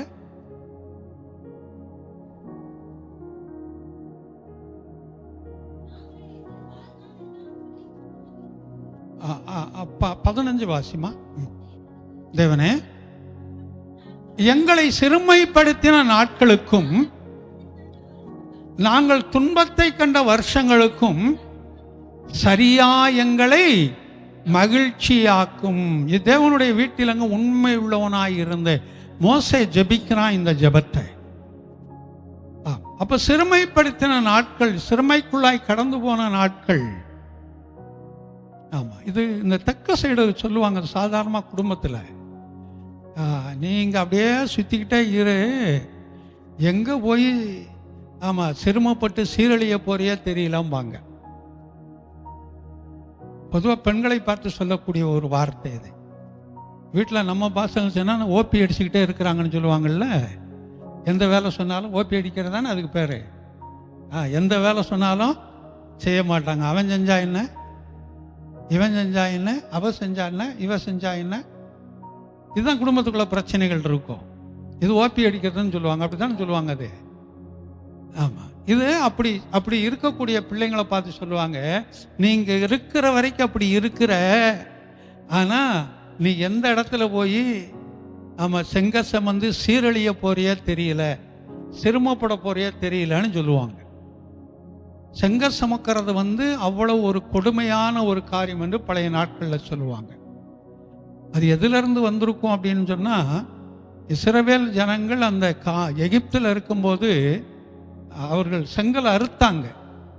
400 வருஷம் அடிமையாயிருந்து செங்கல் இருக்கிற வேலைகளை செய்தாங்க. அது எவ்வளவு கடுமையாய் எவ்வளவு கொடூரமானது என்று அதை வாசிக்கும் போது தெரியும். அதை கணக்கில் வைத்து தான் பழமொழி என்று உருவாகுச்சாங்கிறதும் தெரியல. ஆமாம், அந்த சிறுமை என்பது மிகவும் ஒரு மோசமான ஒரு பிரச்சனைகளுக்குள்ளாய் கடந்து போவது. அது எந்த விதத்திலும் இருக்கலாம். வியாதியாக இருக்கலாம், பலவீனமாக இருக்கலாம், போராட்டமாக இருக்கலாம், பொருளாதாரத்தில் இருக்கலாம், பிள்ளைகளை கொண்டு இருக்கலாம், பெற்றோரை கொண்டு இருக்கலாம், நண்பர்களை கொண்டு இருக்கலாம், உடன் பிறந்தவர்களை கொண்டு இருக்கலாம், எப்படி வேணுமானாலும் இருக்கலாம். இது எந்த சூழ்நிலையில் அந்த சிறுமை வருகிறது? கர்த்தர் ஆறுதல் செய்ததற்கு பின்பாகத்தான் வருகிறது. அதையும் மறந்துடக்கூடாது. அப்பதான் இங்க சொல்லும்போது என்ன சொல்றாரு? சிறுமைப்பட்டிருக்கிற தம்முடைய ஜனங்கள் மேல் இரக்கமாயிருப்பார். லேலுயா, இரக்கம் செய்வேன் என்று சொல்லல. என்ன சொல்றாரு? இரக்கமாய். எங்க இரக்கமாய் இருப்பாரா? பாதியை விட்டு பாதியை சொல்லக்கூடாது. அதுல இருக்கிறது அப்படியே வாசிங்க. சிறுமைப்பட்டிருக்கிற தம்முடைய ஜனங்கள் மேல், தன்னுடைய ஜனங்கள் மேல். மறந்துடக்கூடாது. அருகாமையில் அல்ல, முன்னால் அல்ல, பின்னால் அல்ல, ஜனங்கள் மேல். அப்படின்னு அர்த்தம் என்ன? அவரோடு கூட, அதாவது அவர்களோடு கூட. அவங்க மேல, என் மேல விழுந்துருச்சுங்க, என் மேல இருக்குதுங்க அப்படின்னு அர்த்தம் என்ன? நல்ல வேளைங்க தப்பிச்சிட்டாலும் என் மேலேயே விழுந்திருக்கும் அப்படின்னு அர்த்தம் என்ன? நமக்கு ஒரு பாதிப்பு வராதபடி காக்கப்பட்டேன்னு சொல்றோம். அப்ப மேல் என்றால் நமக்கு, நம்மோடு கூட அவர் என்ன செய்யக்கூடியவராய் இருக்கிறார்? இரக்கமாய் இருக்கக்கூடியவராய் இருக்கிறார். இரக்கமாய் இருப்பார் இல்லையா? அதுதான் வாசி. நம் மேல இரக்கமாய் இருந்து கொண்டே இருக்கிறார். இரக்கம் செய்யக்கூடியவர் அல்ல, இரக்கமாய் இருக்கக்கூடியவர். செய்வதற்கும் இருப்பதற்கும் வித்தியாசம் உண்டு. அவர் நமக்கு இரக்கமாய் இருக்கக்கூடியவர். இந்த மாதத்தில் இந்த பிற்பகுதியை வாக்குத்தத்தமாய் எடுத்துக்கொள்வோம். சிறுமைப்பட்டிருக்கிற தம்முடையவர்கள் மேல் இரக்கமாயிருப்பார். நீ எதிலெல்லாம் சிறுமைப்பட்டிருக்கிறாயோ, வேலையிலாகட்டும், பொருளாதாரத்தில் இருக்கட்டும். ஏன்னா இந்த மாதம் மிகவும் செலவீனங்கள் அதிகமாக இருக்கக்கூடிய மாதம். அது கர்த்தருடைய பிள்ளைகள் எல்லோருக்குமே இந்த மாதம் செலவீனங்கள் அதிகமாக இருக்கிற மாதம். ஆமாம், ரெண்டு விதத்தில். ஒன்று அந்த கிறிஸ்மஸ், நியூ இயர் இப்படி போகக்கூடிய செலவீனங்கள். இன்னொன்று இந்த படிப்பு முடித்து, அதாவது அடுத்த செமஸ்டருக்குள்ளே போகிற பிள்ளைங்க, அது ஸ்கூலாக இருக்கட்டும், கல்லூரி ஆகட்டும், அடுத்தவர்களுக்கு ஃபீஸ் கட்ட வேண்டும். இது ரெண்டு விதத்திலும் செலவுகள் அதிகமாக இருக்கக்கூடிய ஒரு மாதம். ஆமாம், கர்த்தர் அந்த செலவினங்களை சந்திக்க போதுமானவராயிருக்கிறார். அந்த விசுவாசத்தோடு இருப்போம். அவர் இரக்கம் செய்யக்கூடியவர். ஆமாம், கர்த்தர் எனக்கும் இரக்கமாக இருப்பார். உங்கள் கண்ணில் தயவு கிடச்சி உண்டியலை கொண்டு வர்றதுக்கு. ஏன்னா அது எனக்கும் அவர் இரக்கமாக இருப்பார். கர்த்தர் நல்லவர். சரி, அப்படி என்றால் முதலாவதாக இந்த இரக்கம் யாருக்கு கிடைக்கும் அப்படிங்கிறதை குறித்து ஒரு 4 காரியங்களை நான் உங்களோடு பகிர்ந்து கொள்கிறேன். தொடர்ந்து இந்த இரக்கம் எப்படி இருக்கும் அப்படிங்கிறதை குறித்து ஒரு 4 காரியங்கள். நான் கூடுமான வரைக்கும் வசனங்களை மட்டும் சொல்லிட்டு அப்படியே போகிறேன், எல்லாம் நேரம் இருக்காது. முதலாவது ஏசாயா. இப்போ நம்ம வாசித்த அதே வசனத்தை வாசிப்போம், கீழ்ப்பகுதியை மட்டும் வாசிப்போம். சிறுமைப்பட்டிருக்கிற தம்முடையவர்கள் மேல். இதை ஏற்கனவே நான் சொல்லிட்டேன், அதனால இதுக்கு விளக்கம் கொடுக்க வேண்டாம். யார் மேல் அவர் இரக்கமா இருக்கிறாரு? தம்முடையவர்கள் மேல். ஆமா, தம்முடையவர்கள் மேல். சிறுமைப்பட்டவர்கள் தான், தம்முடையவர்களும் சிறுமைக்குள்ளாய் கடந்து போகிறார்கள். அப்படிப்பட்ட சூழ்நிலையிலும் அவர் என்ன செய்கிறார்? நமக்கு இரக்கம் பாராட்டக்கூடியவராய் இருக்கிறார், இரக்கம் செய்யக்கூடியவராய் இருக்கிறார். அவரே இரக்கமாய் இருக்கிறார். அல்லேலூயா. இரண்டாவதாக ரோமர் 15:9 வாசிக்கலாம். ரோமர் 15:9. புறஜாதியாரும் இரக்கம் பெற்றது நிமித்தம். கீழே சில காரியங்களை வாசிட்டு போறோம், அது இப்ப நமக்கு வேண்டாம். புறஜாதியாரும் இரக்கம் பெற்றது நிமித்தம். இதில் நீங்க வாசிக்கணும்னா உங்களுக்கு வாசிக்க வேண்டாம். அப்போஸ்தலர் 10ஆம் அதிகாரத்தில் அந்த கொர்நேலியனுடைய சம்பவத்தை குறித்து வாசிக்கிறோம். அவன் ஒரு கர்த்தருடைய மகன் அல்ல, அவன் ஒரு புற இனத்தை சார்ந்தவன். ஆனால் நல்ல ஒரு பெரிய இராணுவத்தில் அதிகாரியாய் இருந்தவன். அவனும் அவன் வீட்டாரோடும் கூட அவன் தேவ பக்தி உள்ளவனாய் இருந்தான். அவனுக்கு தத்துருவமாய் தேவதூதர்கள் தரிசனம் கொடுத்து, பிரத்யட்சமான தரிசனம் கொடுத்து, அங்கே பேதுருவை அழைத்து வரும்படியாய் சொல்லி சத்தியத்தை கேட்டார்கள். கர்த்தர் அவர்களுக்கு இறங்கினார். அல்லேலூயா. வேதத்தில் நிறைய இடங்கள் அதை வாசிக்கிறோம். புறஜாதிகளுக்கு பவுலினுடைய ஊழியத்துடைய காரியம் வேறு, பேதுருடைய ஊழியத்துடைய காரியம் வேறு. பவுல் அழைக்கப்பட்ட அழைப்பு வேறு, பேதுரு அழைக்கப்பட்ட அழைப்பு வேறு. இது என்ன, ரெண்டுக்கு என்ன வேறுபாடு இருக்குது? பவுல் எந்த ஊழியத்துக்காக அழைக்கப்பட்டான்? பேதுரு எந்த ஊழியத்துக்காக அழைக்கப்பட்டான்? யாரு? பவுல் மறந்துடக்கூடாது. பேதுரு யூதர்களுக்காக, இஸ்ரவேலருக்காக. அப்போ தேவனுடைய அனாதி சித்தத்தின்படி, அனாதி கிருபையின்படி புறஜாதிகளையும் அவர் கைவிடல. அதுக்காகத்தான் பவுலை ஊழியக்காரனாய் அங்கே கொண்டு வந்து நிறுத்தினார். அப்படி நிறுத்தினதுனாலதான் நம்மெல்லாம் இன்னைக்கு ரட்சிப்புக்குள்ள இருக்கிறோம். நம்மெல்லாம் யாரு? புறஜாதி.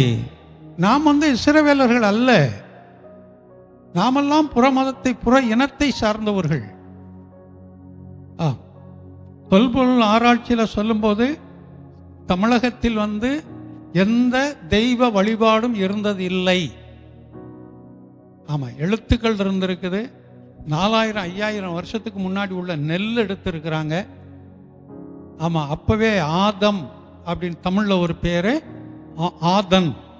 ஆதன்னு சொல்லி அந்த பானையில எழுதின ஒன்று. அது 6000 வருஷத்துக்கு முன்னாடி. அன்னைக்கே எழுத படிக்க தெரிஞ்சவங்க தமிழகத்தில் இருந்திருக்காங்க. பெரிய பட்டணமாவே கட்டி வச்சிருந்திருக்காங்க. இன்னைக்கு சாக்கடை போற அந்த நீர், அந்த சாக்கடை தண்ணி போதில் மழை நீர் போறதுக்கு சாக்கடைக்கு இது மாதிரி எல்லாம் கிணறு தோண்டி வச்சிருக்கிறாங்க. பாத்திரங்கள் வச்சிருக்கிறாங்க. இரும்பவும் செம்பவும் உருக்கக்கூடிய ஆலைகள் வச்சிருக்கிறாங்க. தமிழ்நாட்டில் இந்த கீழடியில் தொல்பொருள் அதெல்லாம் கிடைச்சிக்கிட்டு இருக்குது.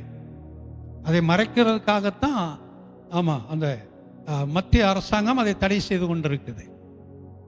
ஏன்னா அவங்க சிந்துவெளி நாகரிகம் தான் பெரிதென்று சொல்லக்கூடியவர்கள். அதில் வந்தவர்கள் நாங்கள், அதுதான் பிரபலம் என்று. அதுக்கு முந்தின நாகரிகம் தமிழ்நாட்டில் இருக்குதான். ஆதன் அப்படின்னு போட்டிருக்குது. அந்த ஆதன் என்ன அப்படின்னு சொன்னா ஹீப்ரு மொழியில ஆதாம் என்று போடப்பட்டிருக்குதா. உலகத்தில் முதல் மனிதன் யார்? ஆதாம். அந்த ஹீப்ரு மொழியில ஆதன் அப்படின்னு போட்டிருக்குதா. இந்த எழுத்தெல்லாம் அங்க இருக்குது. ஆனா எந்த ஒரு தெய்வ வழிபாட்டுக்குரியதான எந்த ஒரு இதுவும் இப்ப சிலுவை அங்க இல்லை, அவ்வளவுதான். கிறிஸ்தவ வழிபாட்டுக்குள்ள சிலுவை அங்க இல்லை. இந்துக்கள் வழிபடக்கூடியதான எந்த ஒரு சின்னமும் அங்க இல்லை. முஸ்லிம்கள் வழிபடக்கூடிய எந்த இதுவும் அங்க இல்லை. பௌத்தர்கள் வணங்கக்கூடியது, சைனர்கள் வணங்கக்கூடியது, வைணவர்கள் வணங்கக்கூடியது எதுவுமே இங்க கிடையாது. அந்த அவங்க அந்த வணங்கக்கூடிய பொருள்களும் அங்க கிடையாது. அப்போ தமிழர்கள் எதை வழிபட்டு கொண்டு வந்தவர்கள்? இயற்கையை வழிபட்டவர்கள்.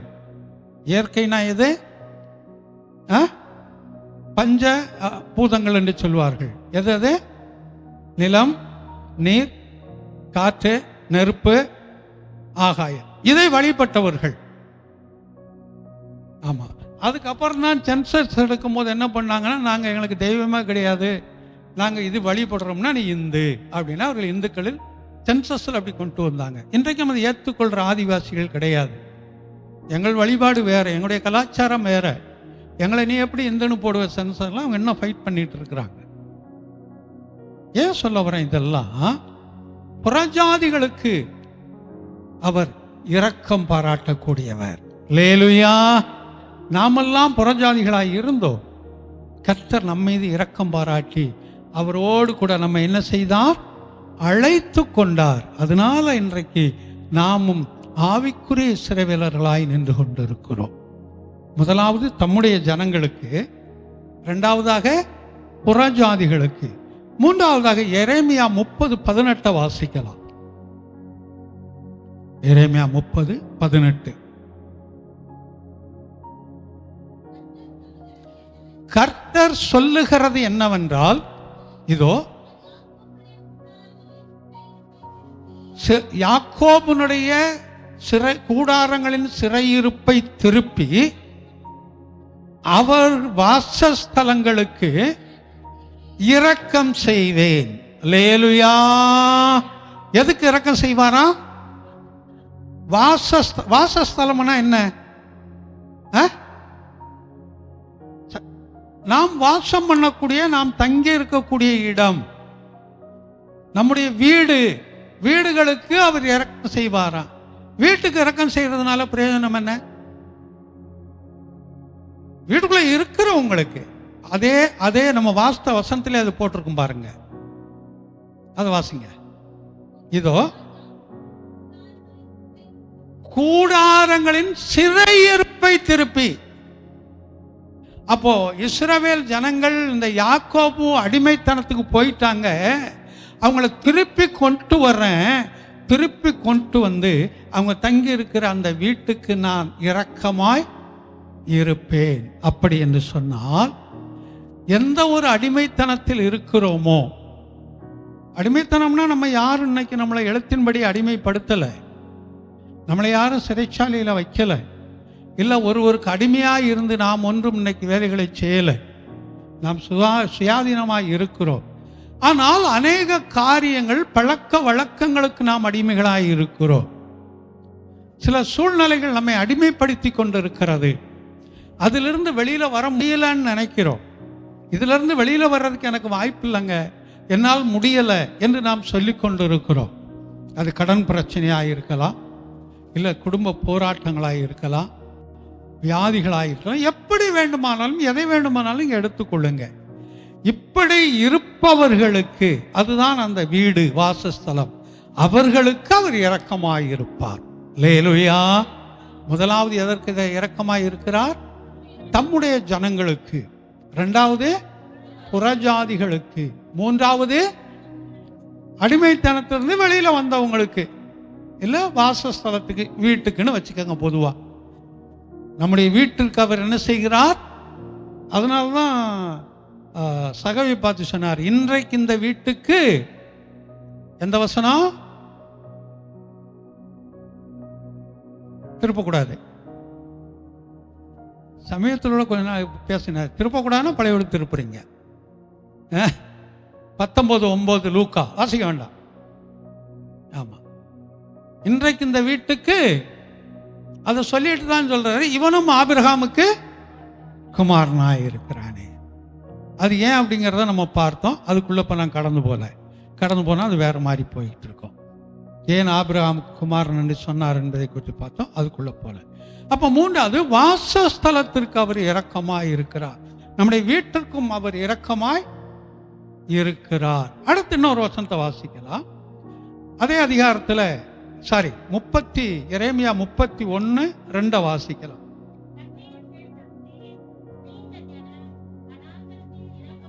வனாந்தரத்தில் இரக்கம் பெற்றது எந்த ஜனம்? பட்டயத்தால் தப்பின ஜனம் வனாந்தரத்தில் இரக்கம் பெற்றது. பட்டயத்தால், பட்டயம்னா என்ன? கத்தி இல்லையா, சண்டை போடுறதுக்குள்ளது, இல்லை காய்கறி ஏதோ ஒன்று வெட்டுறதுக்குள்ளது. அதுக்கு தப்பின ஜனங்கள். அப்ப அடிமைத்தனத்தில் யுத்தத்திற்கு போய் யுத்தத்தில் தப்பி வரக்கூடியவர்கள், யுத்தத்திலிருந்து தப்பி வரக்கூடியவர்கள். ஒரு கூட்டம் அடிமைகளாய் போனாங்க, ஒரு கூட்டம் அங்கே இருந்தார்கள், ஒரு கூட்டம் வனாந்தரத்திலே மடிந்து போனார்கள். ஒரு கூட்டம் யுத்தத்துக்கு போனவங்க வனாந்தரத்தில் மடிஞ்சிட்டாங்க பட்டயத்தால. ஒரு கூட்டத்தை அடிமைகளாய் அந்த தேசத்துக்கு கொண்டு போயிட்டாங்க. ஒரு கூட்டம் வயதானவர்கள், பலவீனமானவர்கள் அதே ஊர்ல இருந்தாங்க. இதைத்தான் நம்ம இங்க வாசிக்கிறோம். அப்படி வனாந்தரத்தில் இருந்தவங்களுக்கு அவர் என்ன செய்தாரா? இரக்கம் செய்தார். அடிமைத்தனத்துக்கு போனவங்களுக்கு இங்க சொல்லலை, ஊருக்குள்ள இருக்கிறவங்களுக்கும் சொல்லலை. வனாந்தரத்தில் இருப்பவர்கள். ஏன் வனாந்தரத்தில் இருக்கிறவங்களுக்கு அவர் இரக்கம் செய்ய வேண்டும்? எந்த உதவியும் இருக்காது, எந்த பாதுகாப்பும் இருக்காது, எந்த நன்மையும் அவர்களுக்கு கிடையாது. ஆமா, நம்ம வாழ்க்கை அநேக நேரம் வனாந்தர வாழ்க்கையாய் மாறி போகிறது. ஒரு உதவியற்ற நிலைமை. யாரையெல்லாம் எதிர்பார்த்திருந்தோமோ, எதையெல்லாம் எதிர்பார்த்திருந்தோமோ அதெல்லாம் நம்முடைய கைகளை விட்டு விலகி போன சூழ்நிலை. அடுத்த ஸ்டெப் நான் என்ன செய்வேன், அடுத்த நிலைமை நான் என்ன செய்வேன், என் வாழ்க்கை இப்படி ஆயிருச்சேன்னு அங்கலாய்க்கிற அநேக நிலைமைகள் நமக்கு உண்டு. நான் ஏன் இன்னும் நான் இருக்கணும், நான் செத்துப்போனா நல்லது என்று யோசித்த நாட்களெல்லாம் நமக்கு எத்தனையோ உண்டு. ஒரு வனாந்தர வாழ்க்கை, எல்லோராலும் கைவிடப்பட்ட ஒரு நிலைமை. அப்படி நிலைமையில கர்த்தர் இரக்கமாயிருப்பார். அல்லேலூயா. எழுத்தின்படி போய் நம்ம யாரும் வனாந்தரத்தில் இல்லை. ஆனால் எல்லாராலும் கைவிடப்பட்டு, எல்லா சூழ்நிலையிலும் கைவிடப்பட்டு, ஒதுக்கி வைக்கப்பட்ட தனிமையில் இருக்கக்கூடிய ஒரு நிலைமையில் நம்ம இருக்கக்கூடிய காலகட்டம் எத்தனையோ உண்டு. அப்படி நிலைமையில தான் அவர் நமக்கு இரக்கமாயிருக்கிறார். அப்ப முதலாவது அவருடைய இரக்கம் யாருக்கு? அவருடைய ஜனத்திற்கு, நமக்கு இல்லையா, தம்முடைய ஜனத்திற்கு. இரண்டாவது புறஜாதியாருக்கு. மூன்றாவது வாசஸ்தலத்திற்கு, வீட்டிற்கு. நான்காவது வனாந்தர வாழ்க்கையில் இருப்பவர்களுக்கு அவர் இரக்கம் செய்யக்கூடியவராய் இருக்கிறார். இந்த இரக்கம் எப்படி இருக்கும் அப்படிங்கிறதை குறித்து ஒரு 4 காரியங்களை உங்களோடு கூட பகிர்ந்து கொள்றேன். சங்கீதம் 69:16 வாசிப்போம். 69:16. கர்த்தாவே, என் விண்ணப்பத்தை கேட்டருளும், உம்முடைய தயை நலமாய் இருக்கிறது, உம்முடைய உருக்கமான இரக்கங்களால். அல்லேலூயா. அப்படி இரக்கம் எப்படி இருக்குதா? உருக்கமான இரக்கமாய் இருக்குது. ஆமா, உருக்கம் இரக்கம் பாருங்க இல்ல. ஆமா, இரக்கம்னா நமக்கு தெரியும். உருக்கம்னா என்ன? உருக்கம்னா என்னமா? கேள்வி கேட்டால் நாங்கள் தலையை பைபிள் அப்போ தான் தீவிரமாக வாசிப்போம். எதுன்னு அப்போ தான் வாசிப்போம். இது ஸ்கூல் அனுபவங்கள். ஸ்கூலில் வாத்தியார் ஒரு கேள்வி கேட்டார்னா அப்போ தான் கவுந்துக்கிட்டு படிக்கிற மாதிரி எழுதுகிற மாதிரி ஆக்ட் பண்ணிக்கிட்டு இருப்போம். அப்போ நீங்கள் செய்ய மாட்டீங்க, நீங்களாம் நல்ல பிள்ளைங்க. நாங்கள் படிக்கிற காலத்தில் கரெக்டாக வாத்தியார் அவன்ட்டாங்கப்பா, டே எந்திரி நீ சொல்லு அப்படிமா, எந்திரிச்சு நீ சொல்லு. அவருக்கு தெரியும், புரிஞ்சுக்கிட்டு இருந்தாலே தெரியும்ல. ஆமாம், சரி. உருக்கம் என்றால் என்ன? சரி, உங்களுக்கு ஒன்று சொல்கிறேன். இந்த வெள்ளி, சரி அதெல்லாம் வேண்டாம். பிளாஸ்டிக்கை நெருப்பில் போட்டால் என்ன ஆகுது? அப்படின்னா என்னது? உருவம் மாறி போகுது. உருவம் மாறி போகுது. ஏன்னா வெளியே சொன்னால் தங்கத்தை பார்த்தா நாங்கள் என்ன பார்த்தா இருக்கிறோம்? அதை தங்கத்தை வெளியே பார்த்ததை சொல்ல, அது எல்லாம் பார்த்துக்கிட்டு இருக்கிறீங்க. அது எப்படி உருக்கிறது நம்ம பார்க்கறது இல்லைன்னு சொல்லிடுவீங்க. அதுக்கு தான் பிளாஸ்டிக்கை சொன்னேன். அது நமக்கு தெரியும். இல்லைன்னா அந்த டால்டாவை எடுத்து நீங்கள் கடாயில் போடுங்க. டால்டா எப்படி இருக்கும்? கெட்டியாக இருக்கும். அதை எடுத்து சூடான கடாயில் போட்டு பாருங்க. மலைப்பிரதேசங்களில் தேங்காய் எண்ணெய் டால்டா மாதிரி, தேங்காய் எண்ணெயை காட்டிலும் டால்டாவை காட்டிலும் கல் மாதிரி இருக்கும். அது வரல உள்ளே போகாது. அதை வெட்டி தான் எடுத்து வெயிட் போட்டு தான் கொடுத்து அனுப்புவாங்க. அதை அளக்க முடியாது அப்பெல்லாம். அதை எடுத்து நீங்கள் போட்டீங்கன்னு சொன்னால் அது என்ன ஆகும்? அப்படியே அங்கே எல்லாம் போகுது. ஏன் ஐஸ்கிரீம் வாங்கி சாப்பிட்றீங்க? அது எல்லாருக்குமே தெரியும். ஏதாவது ஃபங்க்ஷன் போனால் 4 ஐஸ் 5 ஐஸு சாப்பிட்டு வந்து ஒளிக்கிட்டு நின்றுக்கிட்டு இருக்கிறோம். ஆமாம், அதை கையில் கொஞ்ச நேரம் வச்சு பாருங்களேன் என்ன ஆகும்னு சொல்லி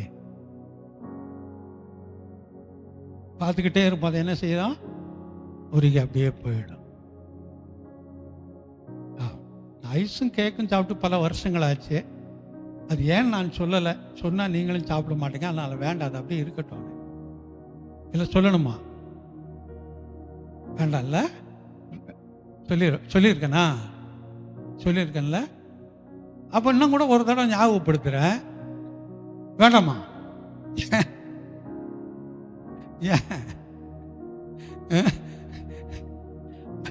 அதனால் அது நான் பல வருஷங்களாச்சு சாப்பிட்டு, எந்த இடத்துக்கு போனாலும் எப்படி இருந்தாலும் அதை சாப்பிட மாட்டேன்.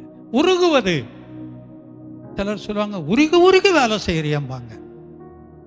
அவங்க வந்தா மட்டும் உருகி உருகி வேலை செய்யறிய சொல்லியிருக்காங்களா இல்லையா? இதை சகோதரிகளுக்கு சாதாரணமா பார்க்கலாம். சகோதரர்களுக்கு மாத்திரம் இல்லை, சகோதரர்களுக்கும் தான். அவங்க வீட்டில் செயலிருந்து ஒரு ஆள் வந்திருந்தாங்கன்னா அவங்க செய்கிற வேலையெல்லாம் அன்னைக்கு வித்தியாசமா இருக்கும். சகோதரி வீட்டில இருந்து அவங்க வீட்டில் ஒரு ஆள் வந்திருந்தாங்கன்னா அன்னைக்கு அவங்க செய்யறதெல்லாம் வேறையா இருக்கும். சொல்லுவாங்க என்ன ரொம்ப உருகி உருகி வேலை செய்யறியம்பாங்க. பார்த்துருக்கீங்களா? அதை சொன்னது இல்லையா? இதெல்லாம் சாதாரண நடைமுறை பேச்சு. இது அப்படின்னு அர்த்தம் என்ன? விழுந்து விழுந்து வேலை செய்யறிய. அவங்க வந்தா மட்டும், இவங்க வந்தா மட்டும் விழுந்தது எந்திரிக்க முடியலன்னு உட்காந்துக்கிறிய. அது ஆணோ பண்ணோம் ரெண்டு பக்கம் தான். நான் ஒரு சார்பில் சொல்லலை. ஆமா, இவங்க மட்டும் வந்தா உளுந்துக்கிற, இவங்க வந்தா எந்திரிக்க முடியலன்ற இப்படின்னு சொல்லுவாங்க. உருகுவது என்றால் முழு கவனத்தையும் முழு எண்ணத்தையும் செலுத்தி எப்படி அவர்களுக்கு நாம் என்ன செய்ய வேண்டும் நினைப்பது, அவர்கள் எப்படி கவனிப்பது என்று நினைப்பது, இதுதான் உருகி உருகி செய்வது. அப்ப இங்க அந்த இரக்கம் எப்படிப்பட்ட இரக்கமா இருக்குதா?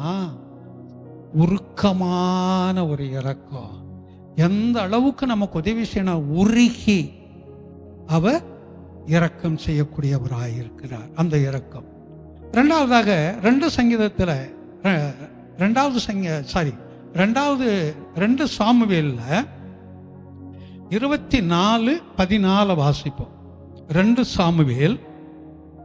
அப்பொழுது தாவீது காத்தை நோக்கி, கொடிய இடுக்கணில் அகப்பட்டிருக்கிறேன், இப்பொழுது நாம் கர்த்தருடைய கையில் விழுவோமாக, அவருடைய இரக்கங்கள் மகா பெரியது. அவருடைய இரக்கங்கள் பெரியது என்று கூட போடல, அவருடைய இரக்கங்கள் மகா பெரியது. மகான அர்த்தம் என்ன? மகானா பெரியது. பெரியதுன்னு அளவு சொல்ல முடியாது.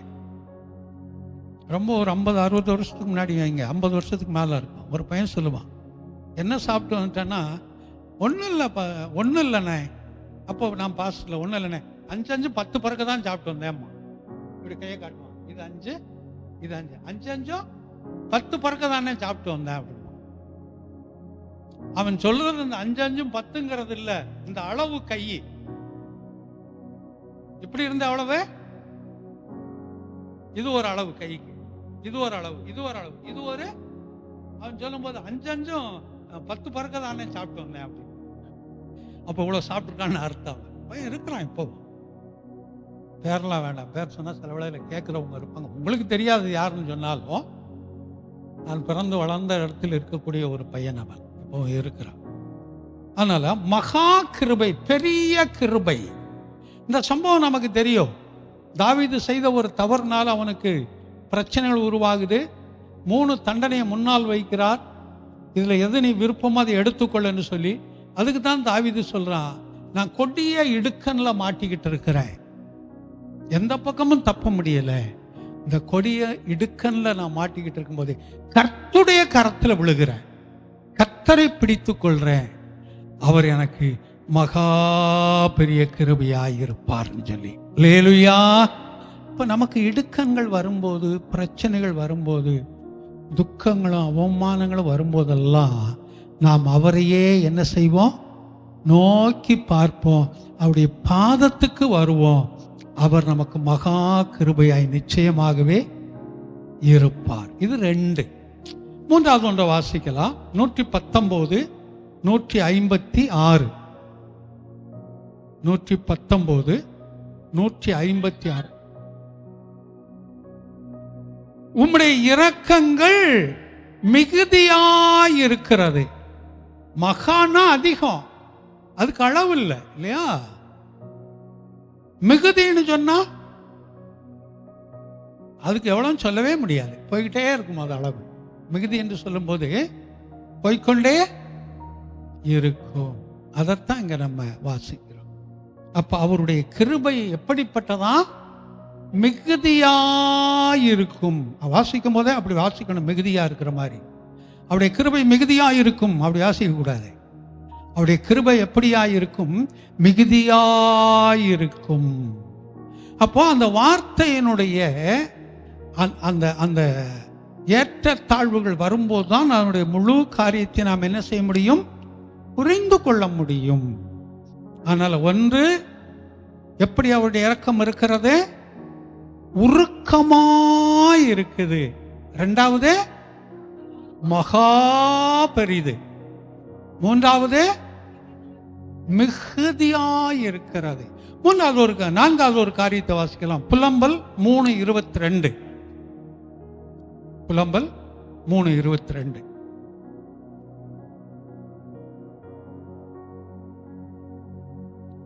புலம்பல் இருக்கா? வாசிமா. நாம் நிர்மூலமாகாமல் இருக்கிறது கர்த்தருடைய கிருபையே, அவருடைய இரக்கங்களுக்கு முடிவில்லை. அவருடைய இரக்கத்திற்கு முடிவில்லை. அதுக்கு முடிவு எப்பதான்? அவருடைய இரக்கத்திற்கு முடிவு எப்பதான்? ஒன்று, அவருடைய வருகை இல்லை என்றால் நம்முடைய ஆறுதல் பாட்டு. ஒன்று நம்முடைய ஆறுதல் பாட்டு, இல்லை என்றால் அவருடைய வருகை. அதுவரைக்கும் அவருடைய கிருபை நம்மை அவருடைய இரக்கம் நம்மை சூழ்ந்து கொண்டிருக்கும். நம்மீது அவருடைய இரக்கம் இருந்து கொண்டே இருக்கும். ஏன் இப்படி இதை செய்யணும் அப்படின்னு சொன்னா, யாத்ராகமம் 34:7 வாசிப்போம். யாத்ராகமம் 34:7. 1000 தலைமுறைகளுக்கு இரக்கத்தை காக்கிறவர். அல்லேலூயா. அவர் சொல்லியும் செய்யாதிருப்பாரோ? அவர் சொல்றதை அவர் செய்யக்கூடியவர். எத்தனை தலைமுறைக்கு? 1000 தலைமுறைக்கு. அதுக்கு கணக்கே சொல்ல முடியாது. அப்போ ஒரு தலைமுறைன்னு சொன்னா அதுக்கு ஒரு கணக்கு வச்சிருக்கிறாங்க, எத்தனைன்னு சொல்லி. இன்னைக்கு நமக்கு எத்தனை தலைமுறைன்னு சொன்னா எத்தனை பேருக்கு தெரியுங்கிறது தெரியல. அது வேண்டாம். அப்பா பேரை கேட்டா சொல்லிடுவீங்க. ஆமா, அப்பாவுக்கு அப்பா பேரை கேட்டா சொல்லிடுவீங்க. அவங்க அப்பா பேரை கேட்டா ஏதோ 100ல் ஒருத்தர் சொல்லுவாங்க. அவங்க அப்பா பேரை கேட்டா செத்து போனவங்களாம் இப்ப கேட்டுக்கிட்டு இருக்கிறீங்க, செத்து போனவங்கள்ட்ட கேளும் போல. அது தலைமுறைகள், அது போய்கொண்டே இருக்கும். அது அப்படியே மாறி மாறி போய்கொண்டே இருக்கும். அப்போ இதுக்கு கணக்கே கிடையாது. 1000 தலைமுறைக்கு அவர் இரக்கத்தை காக்கக்கூடியவர். அந்த இரக்கம் அவர் கையில தான் இருக்குது. அவர் தான் இரக்கமா இருக்கிறாரு. 1000 தலைமுறைக்குங்கும் போது நம்ம அதை சிந்திச்சு பார்க்கவே முடியாது. அப்ப நமக்கு மாத்திரமல்ல, நம்முடைய சந்ததி சந்ததி சந்ததிகளுக்கும் அவருடைய வருகை தாமதிக்கும் என்றால் இந்த இரக்கம் இருந்து கொண்டே இருக்கும். அல்லேலூயா. நம் நிமித்தம் நம்முடைய பிள்ளைகளுக்கு இந்த இரக்கம் இருந்து கொண்டே இருக்கும். ஆனால் இந்த மாதத்தில் இந்த நம்முடைய ஜனங்களுக்கு அவர், நம்முடைய ஜனங்கள் மேல் அவர் இரக்கமாய் இருப்பார். அப்படிங்கிறபடி நமக்கு அவர் இரக்கமாவே இருப்பார். 4 விதத்தில் அவர் இறங்குவார். இரக்கம் 4 விதத்தில் அது செயல்படும் கூட சொல்லலாம், இல்லையா? அந்த இரக்கம் எப்படிப்பட்டதுங்கிறது 4 விதத்தில் கூட அது செயல்படுதுன்னு கூட நம்ம எடுத்துக்கொள்ளலாம். ஆனால் நிச்சயமாகவே இந்த வார்த்தைகள் நமக்கு ஆசீர்வாதமாக கர்த்தர் மாற்றி கொடுப்பார். நாம் அப்படியே முழங்கால் படியிடுவோம்.